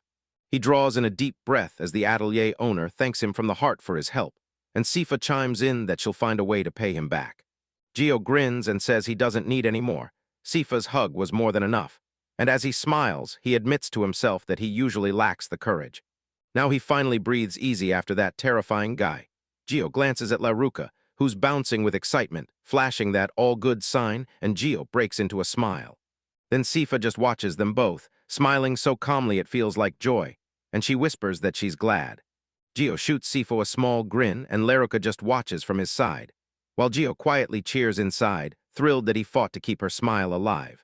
The bald man explodes with rage, slamming his fist into the wall as he yells, and when he admits he spent forever crafting the plan, he's sick to realize it all got wrecked. So in desperation, he panics that he can't even face the boss with this.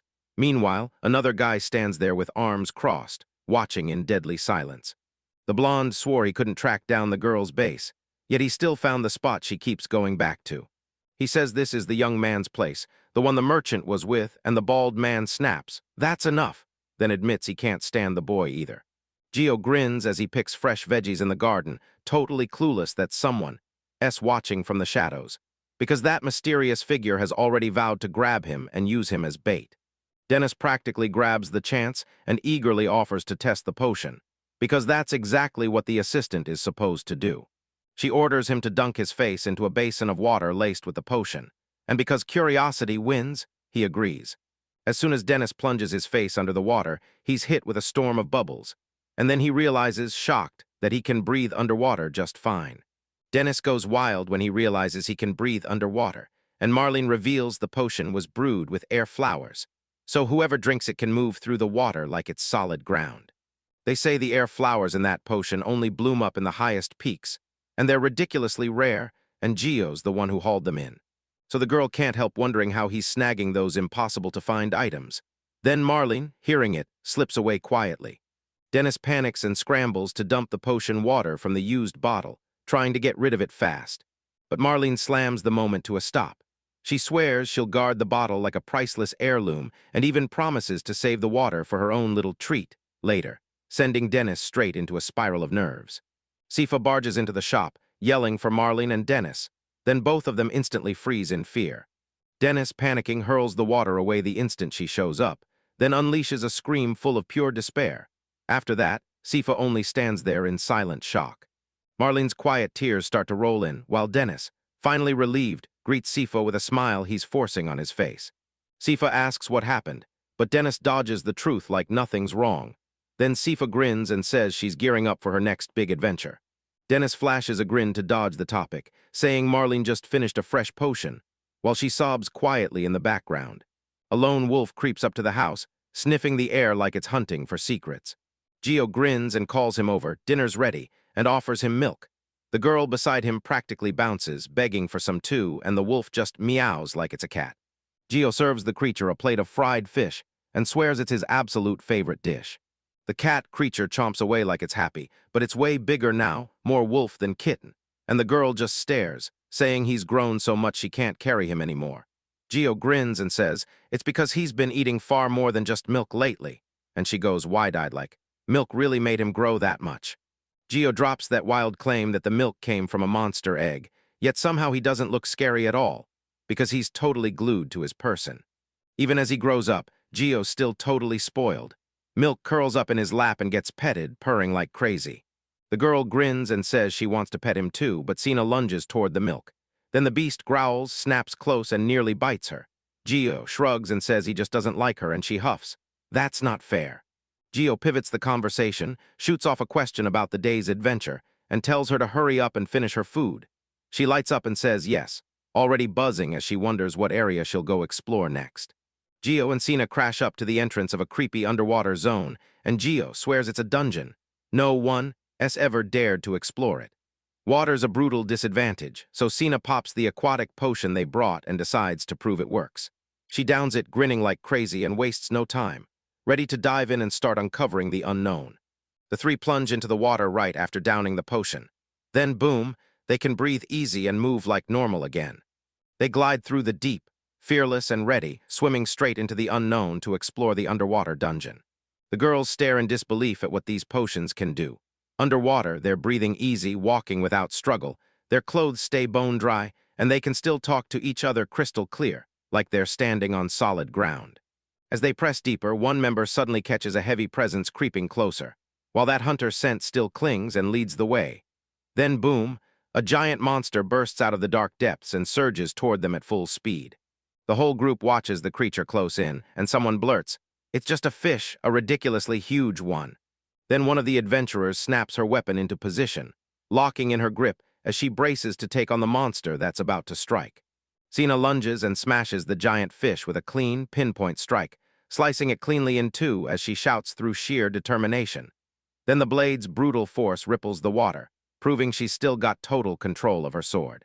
The girls gush over Cena's sword skills, insisting she's just as deadly as ever, and they even sing Marlene's potions praises. Those things are straight-up lifesavers in the exploration. Then someone drops the bomb. The ingredients for those potions came from Gio, which he'd been suspecting all along. Down in the dark depths, something sinister closes in, and the crew presses on through the underwater maze, only to realize there's barely any info about this place at all, so they start mapping everything step by step. As they drift through tunnels, scanning every detail, Marlene bubbles with excitement as she plays with her pets, and the whole group halts for a quick stop to jot it all down on the map. As they tour through the tunnels, the group gasps when they surface in this jaw-dropping underwater world. Massive coral fields and glowing fish stretch out before them, and everyone's left staring in awe. The girls keep swimming deeper into the underwater wonderland. He's staring at the coral and wild, colorful fish, and one guy just blurts out, "This spot would be perfect for tourists if it weren't a dungeon crawling with monsters." Meanwhile, Cena fires off warnings about danger in the area, and over on the side, another girl's already fantasizing about whether the fish there would taste amazing. While the boy sneezes outside with his cat, the girls press deeper into their adventure. Someone shrugs and says that even with all this chaos, the enemies in here aren't that scary. If you've got the right potions, this underwater dungeon might be a cakewalk. Then Cena spots something up ahead, her eyes widening, and she snaps the group's attention forward. While fish and stingrays glide in total calm, a massive shadow begins to crawl into view from the deep. The girls look terrified, and one of them can't help wondering if this thing down in the underwater zone is the boss. Because the danger is closing in fast, and the whole atmosphere is tightening like a trap. Meanwhile, at Gio's house, everything's eerily calm. Then outside, a voice quickly checks in and makes sure this is the right place. Inside, Gio snores peacefully, totally clueless about what's coming next. Outside, a crew of men creeps up to his house, banking on the fact that his adventurer sister isn't around, because to them, Gio is just an easy target. And then one of them barks the order to strike, right now. The door gets smashed open with a thunderous crash, and Gio keeps sleeping like nothing's wrong, totally clueless, until the cat Milk senses the danger and bolts awake fast. He growls and yanks Gio's sleeve again and again, forcing him awake, and Gio stumbles up half asleep, rubbing his eyes, asking what's wrong, because he has no idea why the Milk is freaking out like that. Gio hears a thump from the door and thinks, Cena's back. But the moment he gets a bad feeling, he follows the Milk down the corridor, only to realize something is seriously wrong. Faces two masked men who crash into the house like a nightmare. His heart hammers, fear floods him, and he can't believe it. Who are they? Milk snarls like thunder, rockets forward in a leap, and tears into the invaders with zero hesitation. The two men scramble to react, but the cat's sheer fury catches them blind. One man drops to the ground, shrieking, utterly stunned by what's happening. Gio yells for Milk to duck, too late. One invader lunges and swings straight for the cat, but Milk spots it at the last second and gets ready to strike back. Milk snaps in with razor-quick precision, slamming one invader so hard his face takes the hit. And the moment it lands, he recoils and backs off in an instant. Terrified, the two men realize they're not facing a normal animal at all, and they bolt the moment they can. Gio stares at the chaos, frozen in fear, not getting a clue what just happened. Then Milk barrels up to him, all alert and trembling. Are you okay? Gio blurts, and in the signs he reads, he realizes the threat isn't gone. The cat meows and it hits him. They've got to flee through the garden right now. He sprints with pure determination, chasing the Milk like it's his only lifeline. Armed men tear across to the backyard the moment they spot Gio, shouting for everyone to track him down fast, while Gio, stuck silent with Milk hidden among the plants, watches every move without blinking. Gio spots the armed men closing in, and fear hits hard. He realizes this is how he gets caught with the weapons. He ducks out with the Milk in hand, and even though fear claws at him, he forces himself to breathe steady, telling himself he's got strong friends and that everything's going to be okay. As one enemy pushes through the bushes, a mysterious creature with a sprout on its head pops out of nowhere, and then it strikes lightning fast. They hit the man out of nowhere, until the enemies realize it's a golem smashing into the fight, totally unexpected for that area.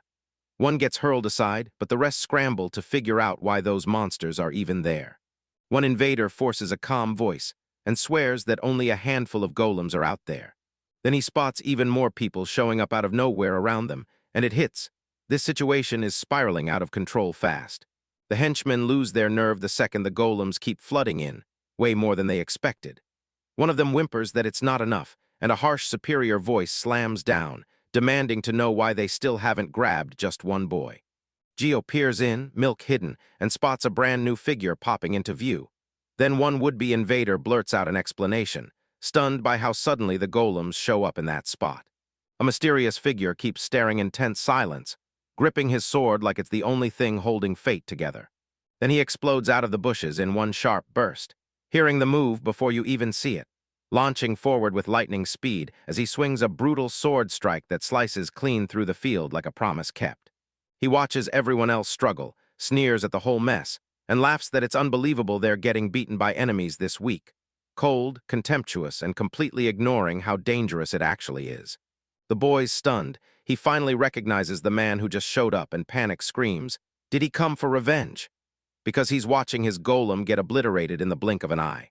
Meanwhile, the henchmen start to panic when they realize they can smash tons of golems, and still, fresh ones keep clawing their way up from the ground. The man charges forward with his sword, hacking through everything in front of him with pure rage, while the boy and the animal cower in hiding, terrified by how unstoppable this invader feels as he barrels onward and doesn't even notice anyone else. That boy sprints off clutching Milk, but the bald man spots him in a heartbeat and snaps with furious eyes, shouting that this mess was the boy's idea and blasting that there's no point churning out more puny golems since they won't change anything against him. While golems keep crawling up from the ground, the boy bolts for the garden, and the bald man tears after him, roaring that he's not letting him escape, until the chase suddenly halts because something strange is creeping closer. The bald man snaps to a stop the second a massive shadow swallows the ground in front of him. Then a giant golem erupts from nowhere, locking glowing eyes onto his soul. Panic hits hard as sweat pours, and he jerks his sword up fast, but the fear in the air says one thing: this isn't some run-of-the-mill golem. That strike hits so fast and so hard the ground splits open. Then the bald man staggers backward, sword slips from his grip, and he drops to his knees, stunned out of his mind, barely able to process what just went down. The man breaks into a shaky laugh, convinced this whole thing has to be some kind of joke. But then, boom, something massive comes crashing in, and he jolts back so hard he drops his sword in shock, staring at the creature like, was that really just a golem, or am I staring down a real monster? The tail slips back a bit, white-haired and razor-fast. The man lunges in with a single strike and carves through everything with surgical precision. And as he sprints past, he laughs at the others, taunting them for struggling so hard against enemies this week. The man barrels forward in rage, spitting that this whole situation has to be a joke. Meanwhile, the boy stares in fear, shaking all over, yet his awe keeps stealing the breath out of him, because that guy is smashing golem again and again nonstop. The boy finally sees it. These normal golems can't slow the man down, so he grabs the moment, bolts with the white wolf, and panics at what to do next. The wolf lets out a warning, and the boy nods, urging, "We have to get away now." While they scatter, the man keeps charging forward without mercy, sword clenched tight in his hand. As the boy wrestles for a solution, he spots a brand new choice in the floating interface. Right then, a message pops up asking if he wants to create a Mega Guardian. His eyes go wide, because this might be the only shot he has to stop the enemy's advance. The boy plants his feet and stares down the enemy's charge, locked in with pure determination, even though he hasn't had the chance to test that skill yet. He slams on the Mega Guardian function, and the ground erupts, shaking, bending, and cracking open as a colossal structure blasts into existence, and he tells himself he has no other move. When the first Guardian finally forms, the boy's face lights up, and he can't help but ask if he can build more. The same question flashes across several windows, and he nods yes without a second thought. Then, as he talks excitedly, Mega Guardians erupt from the ground one after another. The Mega Guardians finally blast out of the ground with a thunderous impact, shaking everything in their wake, glowing eyes locked on their enemy, while the man who'd been mocking them now has no words left. He freezes at the sight of the sheer size and power slamming in front of him, staring wide-eyed at the two giants and how massive his golems have become, because he had no idea he could do something like that. The enemy just gapes at the chaos, completely stunned, like it can't figure out what's happening. Meanwhile, even the guys stationed farther out snapped their heads toward those massive midnight silhouettes as they suddenly rose into view. The man slams to the ground, eyes wide, heart pounding, convinced this can't be real, like the universe is playing a prank on him. Meanwhile, the boy barks orders at the golems, "Wipe out the enemy from here," and one of the creatures rockets forward on the spot, no hesitation at all. A towering golem snatches the man out of the air like it weighs nothing, and he thrashes and screams, clawing at freedom, only to find the grip won't budge. Then the golem hurls him down with brutal force, smashing him to the ground so hard he can't help but scream in agony. The man gets slammed hard to the ground, and the moment he hits, he screams bloody murder from the pain. He crumples to the ground, knocked out cold, while everyone else just stares in stunned silence at what they've witnessed. Henchmen scatter in full panic, hauling their wounded boss as they go, and one of them yells that they can't possibly beat those creatures, while the other screams that the whole place is insane and they need to bolt out of there right now. The boy blurts, "So it's safe now," and the giant golem just gives him a heavy, solid nod. Relieved, he lets out a breath and grins wide as the tiny creature beside him rubs up against his leg, purring like it's over the moon. The boy grins, thanking the massive golems as he scratches his furry companion, and you can practically hear him admit, "Without them, I'd be totally cooked." The whole group sinks down by the water, still stunned by what they just witnessed. The short-haired girl blurts that the boss here is a colossal monster, about 100 meters tall, and one of the others snaps that he totally misjudged the place, since he'd never even heard of it. As one girl asks if they can actually beat the giant monster, the next blurts out with a grin that she just knows it'll end up delicious. Then her friend snaps right away, "That's not what we should be thinking." Even so, she admits, yeah, she kinda feels the same, and the third chimes in, "So far, everything's been going great." The group decides to keep mapping the area before heading back, dodging the boss for now. Because that thing is massive, so they figure they'll spot it if it creeps close, and they're still betting on Annie's special gift. As she's scrambling to grab potions, one girl can't shake the weird feeling that this giant monster was almost somehow silent, like it didn't even exist. After poking around for ages, one girl finally declares they've mapped the area enough, and almost instantly another asks if it's finally time to hit the surface again. The third girl erupts with excitement. She can't wait to go home. As they head back, one of them shoots a warning. Don't drop your guard for even a second on the way. The blonde drops a warning. If they want to beat the area boss, they'd better cook up a real strategy. But they can only do it the next time they return. On their way back, the girls get hit with a massive shock. One enormous presence looms over them, and a giant monster crashes into view so close it leaves them staring in total disbelief at how huge it really is. The girl's breath catches, because the monster is suddenly right in front of them and nobody even saw it coming.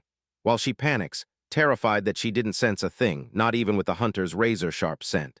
The girls spot the danger and bolt into a frantic sprint, and the hunter yells for everyone to flee, while they're still. They lock onto it. This monster is tailing them right on their heels, refusing to let up. The monster closes the distance with its mouth gaping wide, ready to devour everything in one terrifying bite. The girls snap their heads back in terror, knowing they won't make it out in time, and the panic spikes as the horror of being swallowed alive tightens around their hearts. Just as the girls sprint with pure panic, Cifa suddenly halts dead in her tracks, leaving everyone stunned. She stares that monster down, unblinking, and tells them that for all its size, it somehow doesn't feel scary at all, leaving everyone else baffled by her fearless calm. Cifa fires off her Empress's authority, trying to sap the monster's strength. Then one of the girls spots it and blurts out what it does. It weakens enemies, but the mightier they are, the less it works, and against something this gigantic, it's going to barely scratch the surface. Meanwhile, another girl jabs her finger toward the distance and yells for everyone's attention, like she just spotted something huge. While the colossal monster towers over everything, one girl spots something that makes her stomach drop. The creature's body starts to fall apart piece by piece, like it's melting into thin air, and she gasps, then demands to know what in the world is happening. The girl studies the scene, snaps to the truth, and declares the giant fish was never real. Just a swarm of tiny fish huddled together to fake that monster shape, exactly what she'd been suspicious about all along. The girls leaned in, and then it hit them.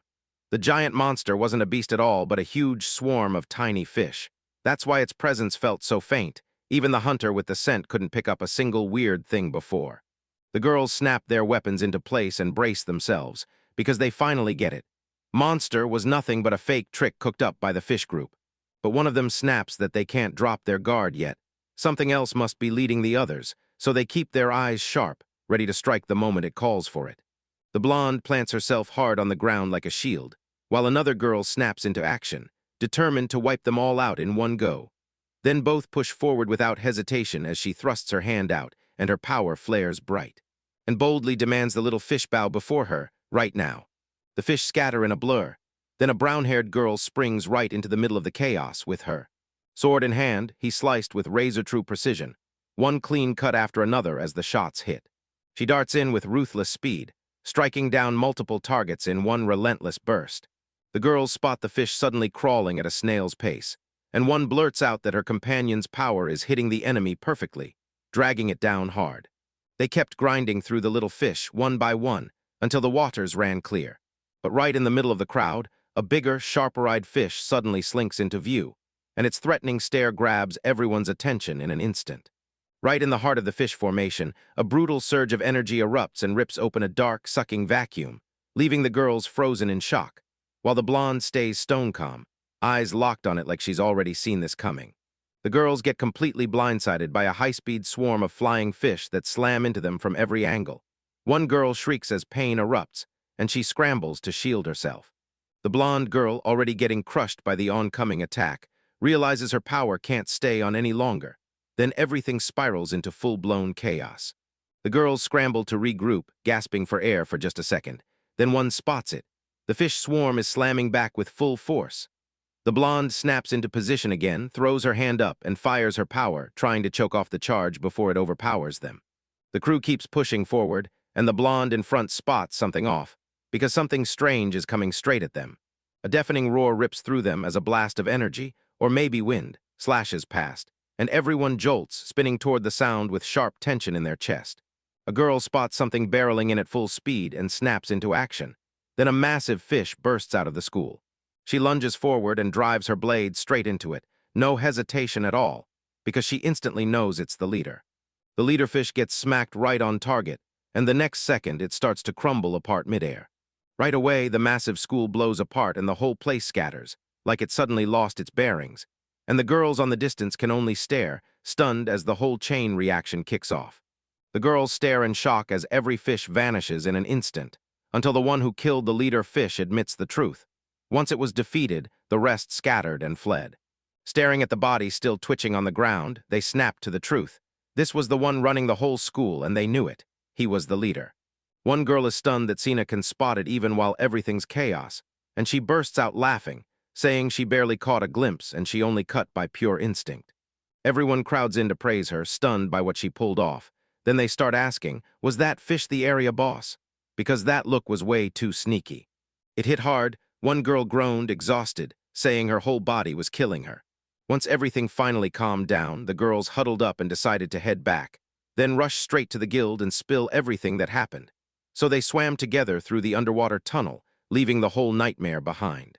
The three girls burst into the guild, and the receptionist greets them with a bright smile. She clocks Cifa instantly and laughs that she showed up at the perfect time. Right as the girls step up to the counter, Canalia practically bursts with excitement and shouts that she's got great news. They just wiped out that volcanic area not long ago. And then it hits. They say a big shot heard about their conquest and is demanding a meeting with them in the future, and the three are left staring in shock. The receptionist's jaw drops when she learns the girls didn't just win. They also conquered the underwater area. She blurts out a shriek of pure shock. They fire back, "How on earth did you pull off something this ridiculous so fast?" Then throw up their hands like, "No way, you're just too good." The receptionist blares a warning that something special is coming, and the girls just stand there, baffled, until she drops the bombshell. The one who wants to meet them is the Lord of Arsel himself. The three of them go pale when they hear the city's lord himself wants to meet them, and they can't stop staring at the castle, stunned by how huge this sudden invitation really is. The girls' jaws drop when they realize the lord wants to invite them straight to the castle himself. The receptionist beamed and confirmed it. This wasn't some rumor. It was a real official invitation. The girls gasped at how unheard of it is for regular people to meet a lord, and one admitted she'd never even seen him before. Meanwhile, the receptionist leans in and tells them that once the volcanic area was taken, explorers poured in nonstop, turning the whole region into a money-making hotspot as priceless raw materials started rolling in. The receptionist insists the Lord has never called adventurers this young before, but then says they earned it with their huge contributions, while the girl who remembers the whole truth swears everything only happened because of the pharmacist's potion. She even drops the bombshell that Marlene, the alchemist herself, was marked a problem because she locks herself away, suffering from crippling social anxiety that scares everyone. Right when one girl tries to blurt out that it was her brother who grew every ingredient in that potion, the moment someone else sees it coming, they snatch her up and clamp a hand over her mouth. The receptionist just stares at Gio's secret garden, warning after warning, but she's clueless, and nobody's explaining a thing. The receptionist tells everyone they've been summoned to the castle in just 5 days, and one girl laughs it off. She says they'll be fine because after the mission in the submerged area, they're finally taking a breather. The other two practically erupted with joy, celebrating like they'd finally won the right to rest. The girls tear themselves away, promising to meet up again in just 5 days. She skips through the city, grinning because she nailed the mission, already daydreaming about spending the rest of the day with Gio, letting him pamper her a little. Gio watches, biting his lip as the cat Milk paces the house, restless as a caged storm. Since that incident, nothing has happened, yet the cat won't ever truly relax, staying on edge like it's waiting for something to hit any second. Gio starts spiraling, convinced those guys could swing back and attack him at any second, and the second he realizes Santa's still not here, panic hits. What if they went after her? He paces in frantic loops, trying to figure out his next move, while Milk lets out a tense little meow, like even she knows something's very wrong. Gio and Milk jolted when a sudden door noise shattered the silence. Both snapped instantly into full alert mode. Milk sprints toward the noise while Gio, shocked, starts wondering if it's those guys again. Gio practically exhales in relief when Cena finally comes back safe. Just a little late, but alive and whole. She admits she's been through the ringer, and then she tells us, "All right, time to catch our breath." Meanwhile, Milk stays on high alert, but Gio steps in and soothes him. It's okay, it's just Cena. She holds him steady, the cat sniffs her like he's checking for danger, and then, slowly, he relaxes. Gio finally confirms there was an enemy in the mix for real. Cena's jaw drops as she blurts, "So, what happened?" As soon as he says yes, she's left staring, because he reveals he got attacked in the middle of the night, and she nearly drops the bowl in pure shock. Cena blurts out if Gio got hurt, and Gio tells her Milk and the golems had his back, so she goes wide-eyed, then lets out a huge wave of relief. Gio shoots them a look. Everything's still tense, because they have no clue when those attackers could come back. Cena leans in, gets dead serious, and says it all sounds way more complicated than anyone admits. Then she turns the question straight on. Who were the people that attacked him? Gio points out that the attacker's leader is a bald, rude brute with sharp, harsh features and ink tattoos. Then warns him. The guy's deadly with a sword because the regular golems just won't cut it. Worried out of his mind, Gio grabs Cena's attention and begs her to be extra careful. And he even pushes the idea that she should lock the bedroom door at night, since they might try to pull a move on her too. Cena just smiles while she eats, tells him to chill, and says she's got it, because unlike her brother, she actually knows how to fight. Gio tries to make her see reason, insisting that even as an adventurer she's still new at this. But Cena just shrugs it off like it's nothing, leaving him utterly dumbfounded because she's still so calm, just like always. Gio jumps out of bed early, grabs Milk, and trots out with the golems to boost the garden, using those magical stones he's seen abroad. Meanwhile, he can't stop wondering if she's still asleep, because she's been throwing everything at those last adventures. Gio keeps feeding the garden with magical stones, but worry gnaws at him. Cena is burning herself out trying too hard, and he can't shake the feeling that he needs to protect her better, even if he's stuck with no real way to hold the enemy group back. He watches the mega golems flex with raw power, then grimaces. Daytime use just isn't practical. Gio's eyes light up. He thinks he's finally found his way out with the garden teleport system, so he slams the button, only to get hit with a message saying he can't travel right now, which drives him nuts. Yet he steels himself and keeps hauling Milk to other portals, testing the golem one more time. Gio suddenly uncovers a brand new power, Traveling Garden, and before he can even process it, he's hit with a question. Want to switch into travel mode? He nods, still a little lost, and the instant he activates it, the ground starts to pound and shake. Milk and the golem send him stumbling in pure terror. Then Gio feels the ground start to shake, and he's left totally baffled by what just went down. Then he realizes the neighbor's house looks suddenly lower, like the world shifted without a warning, while Gio sprints in a panic, absolutely stunned by what he's seeing. He stomps up to the house, and the whole place is rattling like it's screaming that something massive is about to explode. Gio gasps in horror, realizing he's wrecked the garden way more than he ever meant to. Then the whole house lurches and starts sliding with a brutal crash. And in pure desperation, he screams for them to put it all back the way it was before. Gio stares as the entire house flips and repositions, and ice-cold sweat bursts on his skin. Two terrified men rush in, yelling over the chaos, trying to piece together what's happening. Then Gio hits the truth. If his power can do this, it'll pull way more eyes than the golems ever could. And the more he tries to escape with it, the more obvious he'll become. Gio thinks these new abilities are too much to use every day, until he stares out at the fields and a plan sparks in his head. If he can grow something truly incredible, it'll all be worth it. Gio can barely contain his excitement as he opens the list of plants he's about to grow. But when he realizes it's only flower names and a handful of plain herbs, his strength snaps. He drops to the ground, crushed, and mumbles, "That's all they are, just flowers." Gio sighs. Frustration hits hard when he can't find a single use for the plants he's trying to grow, while the golem and the cat just sit there watching. Then Milk shows up and starts licking his hand like it's no big deal.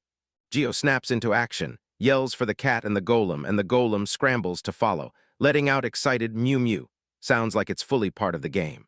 Gio spots the golem and the cat doing their best to lift his spirits. The golem gives his shoulder a soft pat and the two stick right by him. Gio flashes a small smile, bows with gratitude, and tells them straight from the heart, "Thanks, I really appreciate it." Gio refuses to let fear win. He squeezes his fists tight, takes a deep breath, and steels himself. He grips his resolve and tells himself he has to protect Cena. No doubt, no hesitation. Then the scene snaps to Cena, still tucked among the plants, while Gio keeps watch from a distance with his friends right there beside him. Gio jolts as he remembers. It's already time for Cena to wake up. He storms upstairs and spots the bedroom door wide open, shocked, because just moments ago he'd told her to lock it. He bursts in, shouting her name, but the room feels totally empty. Gio gapes at the empty room and yells for Cena, but the silence hits back, no answer. Meanwhile, elsewhere, a bald brute with a furious glare slams against the wall, breathing hard and cursing for revenge, while someone in striped socks is hauled away. Then Gio snaps, realizes the truth, and punches the wall, furious. The bald man storms down the alley, rage burning as memories of his humiliations come flooding back. Then he hears voices jeer that he got beaten by some ordinary boy and fled with his head down, and he snaps to himself that they're only mocking him because they never saw the giant golems. He admits he got demoted in the organization and even got stabbed in the back by his own subordinates. Rage burns through him as he decides it's time. Gio knows too much, and he has to be eliminated. Clocking Gio's house from across the way, hidden in plain sight, he spots a girl slipping past him at Cena. He remembers the boy was staying with his adventurer sister, and then a vicious idea snaps into his head. He grins with pure malice, using the girl as bait to drag the boy out of the house and seal the plan. An absent-minded girl drifts down a silent alley, and from right behind, the man closes in, seizing the perfect moment as he calls out to her. The man lunges in with a threat to scare the girl, but she quickly clocks exactly who he is. She confirms her worst fear as the vibe flips instantly. She glares at the aggressor and demands to know if he's the one who attacked her brother. The guy thinks he can boss the girl around just because she knows who he is, but she stays cool, and her calm, mocking words shut him down. She snaps back that she won't obey, and that unexpected response throws him off, irritation and confusion hitting him at the same time. The man yanks his sword out and tries to scare the girl, barking that she has no idea where she stands, yet she just stays stone calm, unmoved. And he fires back that it's him who should be worried about his own situation. The second he lunges, she vanishes like a blink of light, leaving him frozen in pure shock. His sword clatters to the ground, icy sweat pours down his face, and fear crashes into him like a wave. He screams in pure despair, stunned by what just happened, staring at his badly injured arm as blood pours out, yet he fights to stay upright. Meanwhile, the girl strides off with a calm smile, pinning it all on him, saying he's the one who put her brother in danger. The girl stares down the enemy with ice in her voice, snapping that scaring her brother like that is unforgivable, then declaring, no matter what, that while he's still standing, nobody in this place will ever get a peaceful night's sleep. Cold sweat erupts on the man's skin as terror grips him. He tries to beg for calm as he stumbles backward on the ground, shaking like a leaf, but she keeps closing the distance, and his dread keeps piling higher and higher because deep down he knows there's nowhere left to run. The girl stands over the man sprawled on the ground, sword leveled at him, staring down with icy authority as she calls him Mr., quietly, cruelly, and like a warning. The girl glares at the man like a warning flare, and it's crystal clear he better never come near her brother again. Because when fear hits him, he finally realizes he just made a brutal mistake by messing with these siblings. The boy dashes to his sister, frantic, and blurts where she'd been. She just smiles and tells him in a calm voice that she went for a walk. But then she drops the bombshell that she ran into the bald man earlier, and the boy's face hardens. He's shocked, because he remembers how deadly it was to wander out alone. Cena flashes a smile and tells her brother to relax, because that bald man swore he'd never come near them again. The kid just blurts, huh? All confused, staring like, how did she even pull that off? The boy gasps in shock when he realizes Cena wasn't in danger at all, and relief hits him like a wave. But as she strolls off like nothing happened, he can't stop thinking, did that guy really throw in the towel, or is Cena secretly insanely strong? Cena drops the news. We can finally relax, and I'm going to sleep like crazy too. Her brother breaks into a grin, thanks her, gently pats her head, then immediately warns her not to get carried away. As they stroll together in front of the house, Cena insists everything's fine, claims he's kind and weak, while the brother stares in shock and she just keeps grinning like she's toying with him. Cena sinks into deep, dreamless sleep. Then her brother storms in, blares her name, and yanks her awake, right as a fat, heavy cat sprawls on her like a weight. Still half asleep, Cena mumbles that she's got the day off from all adventures. Cena snaps back to the appointment and bolts with her friends. Then they skid to a stop in front of a towering building, buzzing with excitement because today they're finally going to meet the Lord of Arsel. The girls step into the castle, and the sheer size hits them like a wave, so grand, so luxurious they can barely believe their eyes. The corridors stretch forever. Everything gleams, dripping with fancy decorations, with elegant architecture and lush flower arrangements lining the walls. As they head toward the Lord's meeting, the girls trail down the corridor with their guides, admiring everything. One girl admits her nerves are starting to shake, while the other can't stop wondering what kind of person the Lord is after taking office just a few years ago. One of the girls looks shaken by a sudden, uneasy feeling, while the other leans in and says she's got something huge she needs to tell the Lord. One of the girls looks totally crushed and uneasy, whispering that she wants to leave and can't believe she had to come in the first place. Then she snaps even after doing her part, saying she couldn't bring Dennis, her companion, because he wasn't invited. That crushing situation just drives her deeper into despair. She sobs and keeps snapping that Dennis shows up every day just by staying beside her. But nobody listens as the group is marched into a huge room packed with seats, and the butler even declares that everyone's already there before the master finally arrives. The door swings open, and this stunning woman glides into the room, smile calm, voice warm, thanking everyone for showing up, then declaring her name. Lord Elizabeth Arsel, and the girls just sit there in stunned silence as she welcomes them all. The girls can't help but stare. Elizabeth Arsel's beauty has them completely blown away. Cena blurts out an excited comment, and the moment it slips out, someone snaps at her, hard. Right then, one of the girls studies the Lord closely and asks if they've met before, and Elizabeth, caught off guard, admits she can't remember. Elizabeth confirms it. She really did spot Cifa just a few days ago. Everyone's shocked, especially Cifa, because just when she expects nothing, the Lord strides up, stares at her like she's brilliant, and praises her work as a pharmacist. Everyone freezes in shock when they finally get it. Lord Elizabeth is none other than the adventurer, Eliza. They decrossed paths inside the dungeon earlier. Cena can't keep her head straight. She gasps and screams as she tries to wrap her mind around how that graceful woman could possibly be the same mysterious warrior. Elizabeth just smirks, clearly entertained by their panic, then sits all elegant as she explains her weird choice.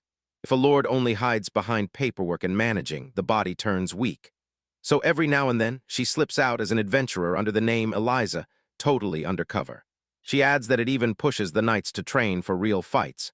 And the butler? He's stunned, because he's never once heard of a lord doing anything like this. The girls swear Elizabeth became a rank B adventurer thanks to the castle knights, but Elizabeth snaps that story down fast.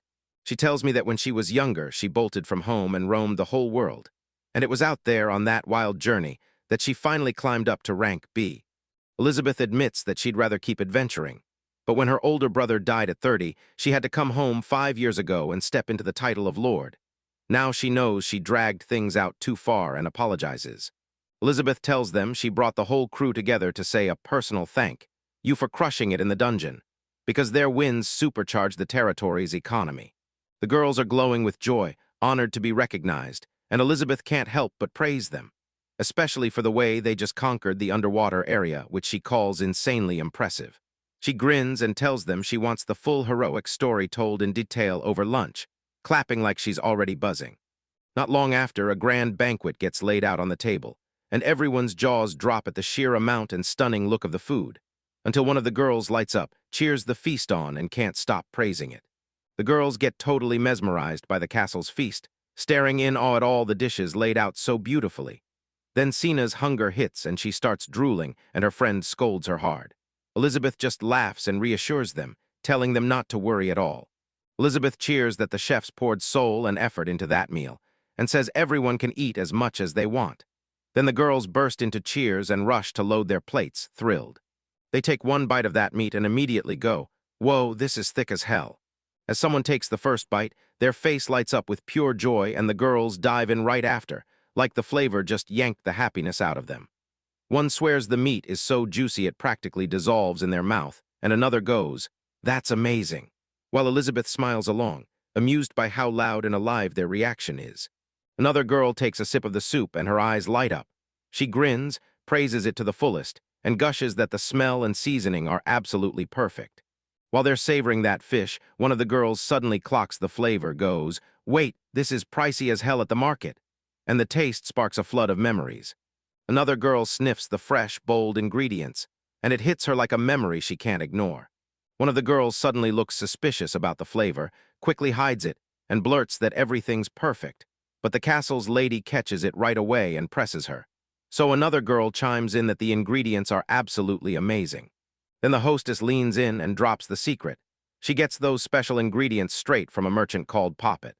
The girls are stunned to realize those banquet ingredients almost certainly came from Gio, one of their brothers, working the plantations, and once that clicks, even without knowing where the merchant truly gets everything, the whole mystery suddenly makes perfect sense. One girl in the group double-checks in her head that the ingredients really do come from her brother, and Gio's plantation just makes her grin. Then she even says it would have been perfect if he'd gotten the Lord's praise too. Meanwhile, another girl's mood craters as she keeps whispering that she misses Dennis. After they devoured the feast and savored every last bite, the Lord leans in and asks if everyone's satisfied, and the girls practically glow as they thank him, saying the food was incredible, while the plates start getting cleared away. The Lord drops the topic with a grin and announces that she wants to reward them for everything they've done so far, and the girls instantly go wide-eyed, shocked they're actually getting a reward. While the reward talk keeps buzzing, a butler bursts in and says Lerocaleria has arrived, and the Lord snaps, asking what she wants since she's got guests to tend. One of the girls goes wide-eyed at the name, clearly recognizing her, and the Lord presses. "You know her?" The girls all confirm they do, and one even swears she spotted Lerocaleria lurking near her own house. With that, the Lord snaps a command to the butler to open the door for her.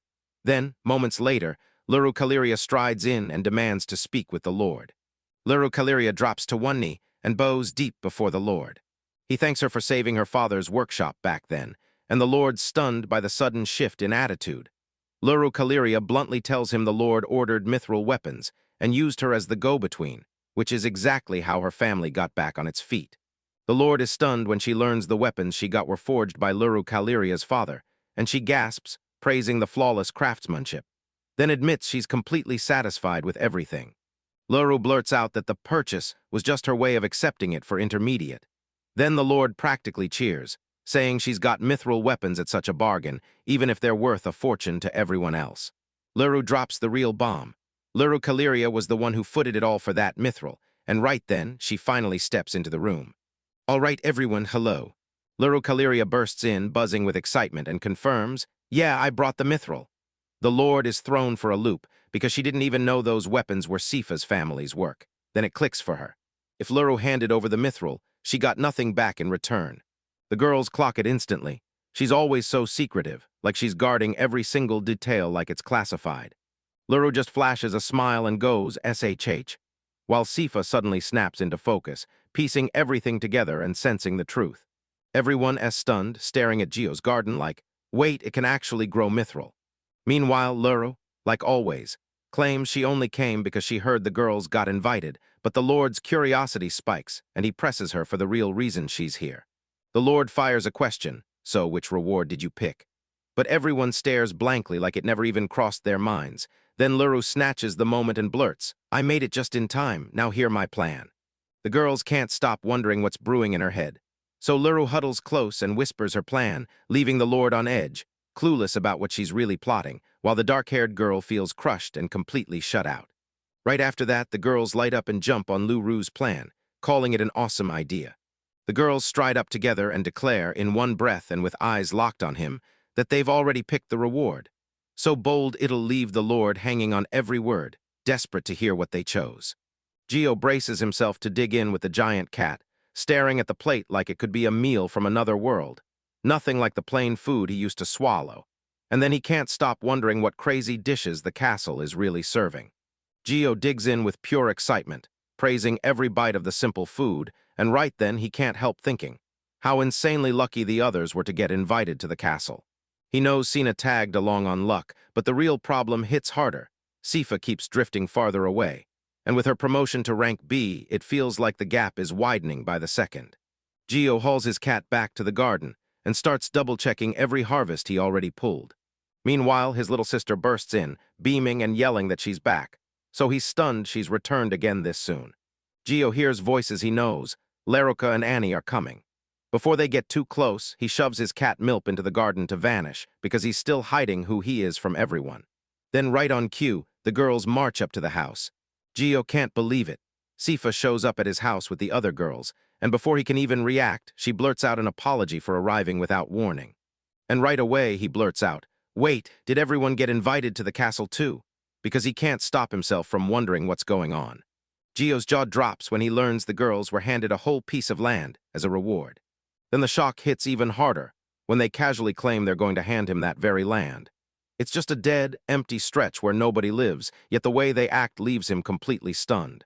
Gio's jaw drops even harder when he realizes the girl's request was crafted just for him.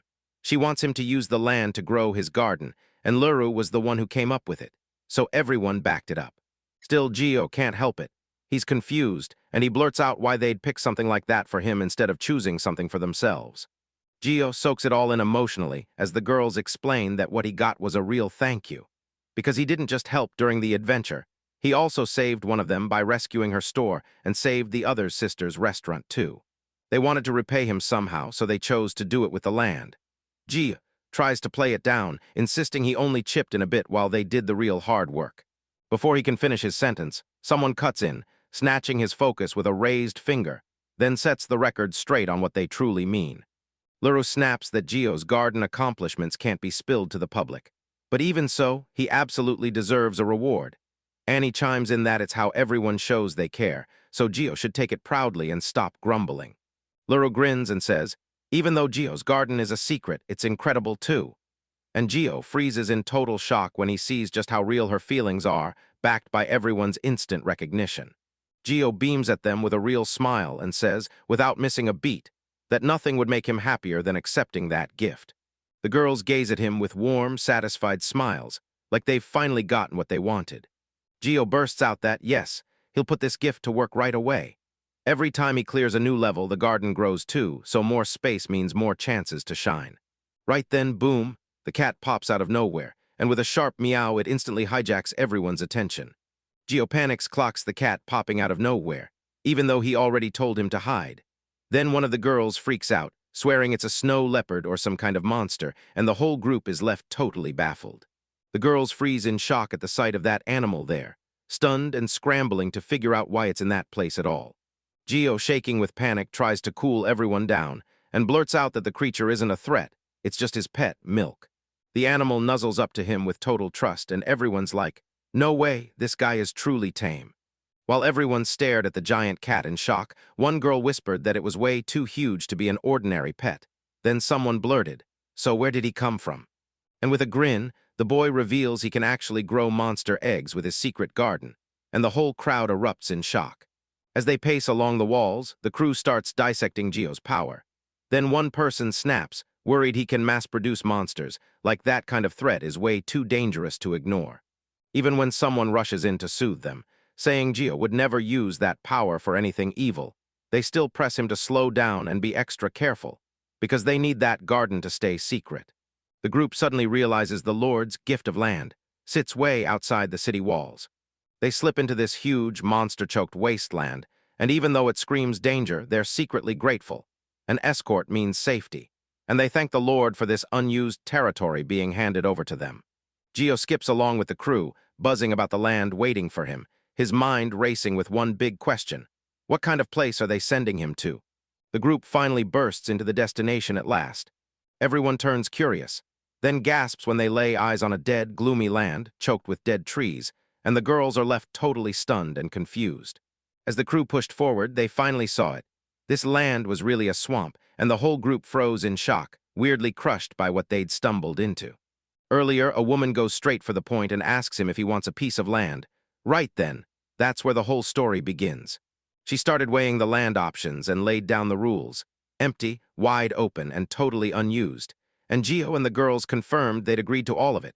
But now doubts creep in and they're starting to question the whole choice. The group peers deeper into the swamp, and Gio's eyes widen. This isn't just abandoned, it's packed with monsters, and he can't believe they're all there at once. The group stares at the swamp crawling with monsters, and the girls snap that this place is useless for planting. It's been taken over for good. Gio, already terrified, nods without a second thought, doubting he could ever grow anything where the monsters rule. The girls add that they didn't even bother to explain to the Lord what they planned to use the land for. Gio fires up his power and marks the garden, and the whole ground erupts in a dazzling glow. And with a grin, he swears this place is about to become useful. Then bam, the girls stare in shock as everything transforms. Gio beams so hard it's unreal, cheering like crazy that it's perfect now, and the place suddenly feels amazing.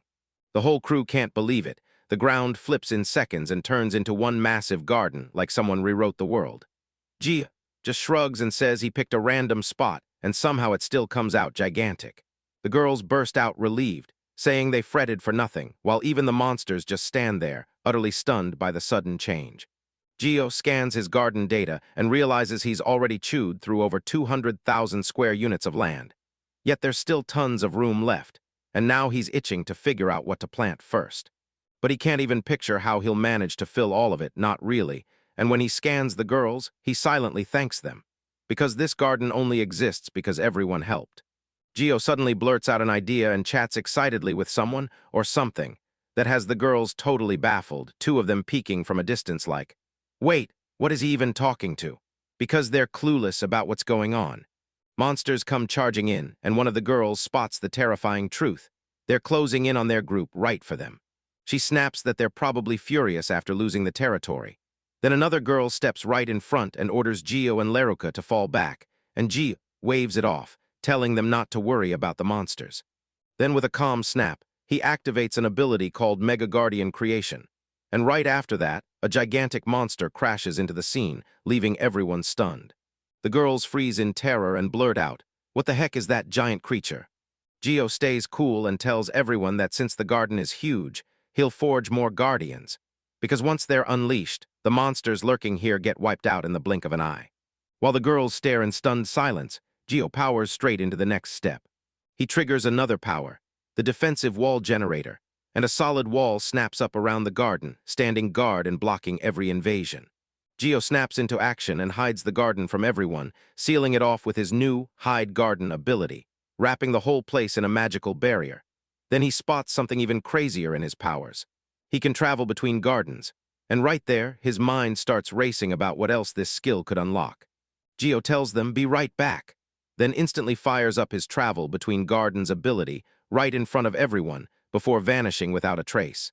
The girls are totally stunned, staring in shock because they can't even wrap their heads around what just happened. Annie stares at the chaos, completely lost, and keeps blurting that what just happened doesn't add up at all. Meanwhile, Gio pops back up somewhere else, glowing like a beacon, proving, loud and clear, that traveling between the gardens is totally real.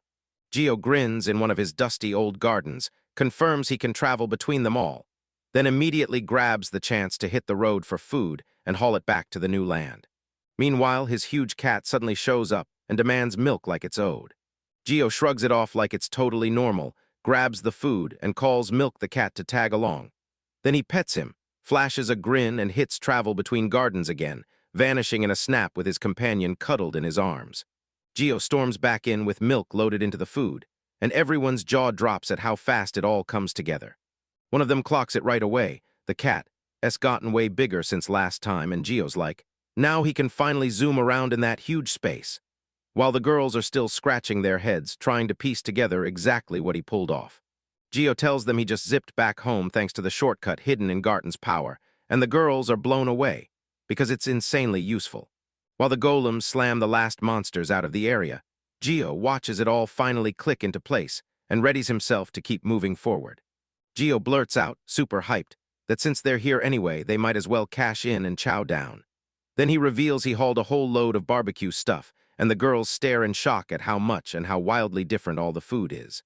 Everyone crowds around the grill and dives into a mouth-watering barbecue under the open sky, with one girl raving about how tasty it is, and another cheering that eating outside is the best idea. While the meat sizzles and the whole moment settles into pure relaxation and grateful smiles. At the barbecue, one of the girls spots something weird and yells for everyone to look. They spin around and go wide-eyed at what they see. This whole hill erupts in flowers overnight, painting everything in vibrant color, and the entire group just stares, stunned.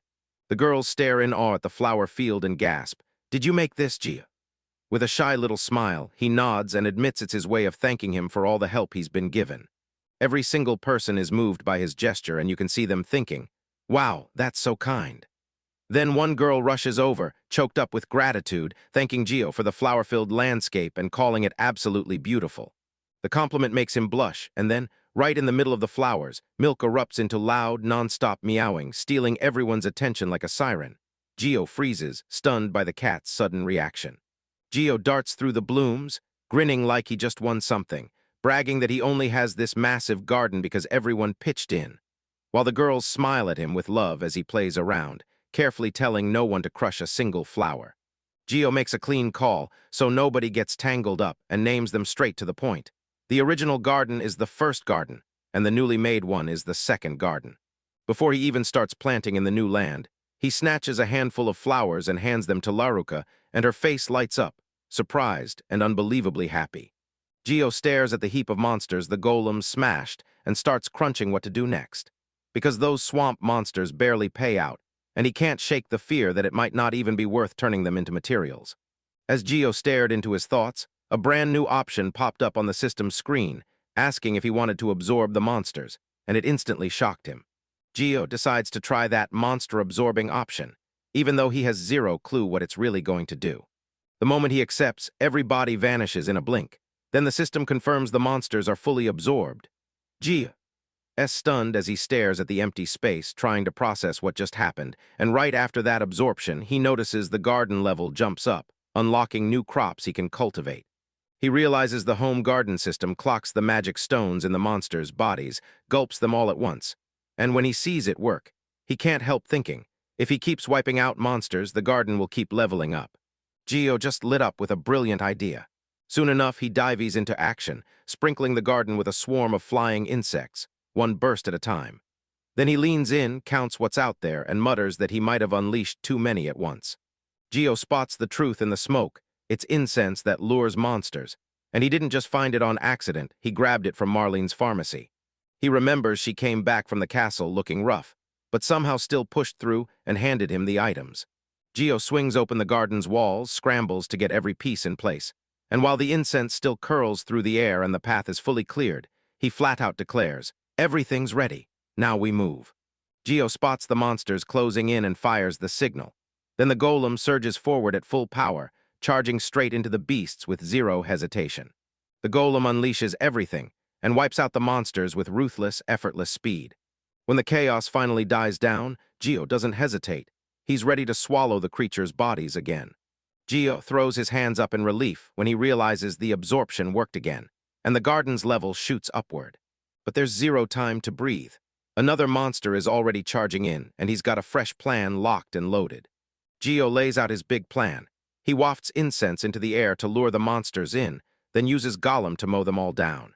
Then it makes the garden gulp down the bodies, swallowing their experience whole. Gio finally clocks it. He can level up this garden all by himself with an automatic setup. Just keep the incense burning, the golem crushes the monsters, and the garden drinks up the bodies to grow stronger. Before, he had to lean on Cena for magic stones, but now, no help needed. Gio stares on in awe as the golem smashes through even more monsters, and he can't believe the gift is getting stronger by the second. Then he starts wondering if the next wave of creatures won't stop coming. A few days later, we shift to a calm stretch just a few dozen kilometers west of Arsel. Wide open views, peaceful as can be, and that garden sitting far in the distance like a promise. Just a few kilometers from Arsel, a thick dark forest loomed, swallowing the light. People called it the Death Forest. Monsters crawled all over it.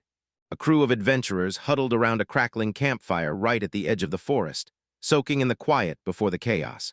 Next time, someone suggested going deeper, but the blonde chose caution instead, insisting they wait and watch how everything played out. As the forest roared and shook, one person couldn't help but think, "This place is terrifying." The deeper they pushed, the thicker the mana got, and they couldn't stop wondering what kind of nightmare monsters were waiting in the shadows. Loud roars ripped through the forest as a bunch of monster shadows surged between the trees, horns jutting out, eyes blazing in the dark, every one of them twitching with restless hunger. Heavy footsteps thunder through the woods, branches snap underfoot, and the bushes erupt with frantic motion like the forest is seconds away from something massive. The camp crew near the forest suddenly feels it. Something's off. The girl with animal ears snaps her head up and yells that she hears movement coming from the trees. Almost right after, the ground gives a shaky little tremor, and one adventurer thinks it's an earthquake, until he realizes it's not the earth at all, it's the sound making everything shake. Something is charging forward, fast, and the sound swells louder and steadier, like a whole swarm of creatures is sprinting straight toward us. Suddenly, a massive horde of horned monsters erupts from the forest and crashes through everything in their path, and one adventurer yells that it's a stampede. Absolute chaos, just a wild run of monsters. The group sprints up to higher ground, and they stare, jaw dropped, at the ridiculous horde of creatures pouring forward. It's terrifying, and the ground starts to roar under their feet as the heavy mass pounds closer. One guy stares at the map and realizes, if these monsters keep pushing east, they're going straight through crowded towns. Panic hits him hard as he yells that people will get crushed if they come. No time to breathe. He shoves his companion forward and orders him to gallop out and warn everyone at top speed. With the monsters bearing down nonstop, one desperate fighter yells that Arsel will be wiped out if this keeps up, while the camera shows the brutal destruction as they charge straight toward the city. A woman slumped back in her seat, groaned out a tired sigh, and dug into those papers like they were a mountain. She muttered that today was packed with paperwork she couldn't afford to ignore, fully locked in on the admin and leadership grind. While she rants about drowning in paperwork, a man storms in with even more documents for her to sign. Then they trade excited words about Arsel's growth and the surge in territorial contracts, yet she's still itching to get out there and explore dungeons. And just as the mood lifts, he drops the bomb. He has something to report. And she blurts out fast, "Is this about the swamp case?" The woman freezes at the news, and the man drops the bombshell. Everything around them has turned into empty land. He points out that nothing's left. No plants, no monsters. And when they try to move in, something invisible slams them back like a wall of doom. She stays lost in thought, trying to make sense of it all. Then she hears the truth. Someone's probably slammed down an insanely advanced magic barrier right in that area. Confused, she can't stop staring at it, wondering what it even means, and how anyone could pull off something this complicated in such a short time. Then quietly, the truth hits her as she remembers picking that exact isolated spot so she could test the girls without anyone butting in. And now she's left wondering what's happening there right now.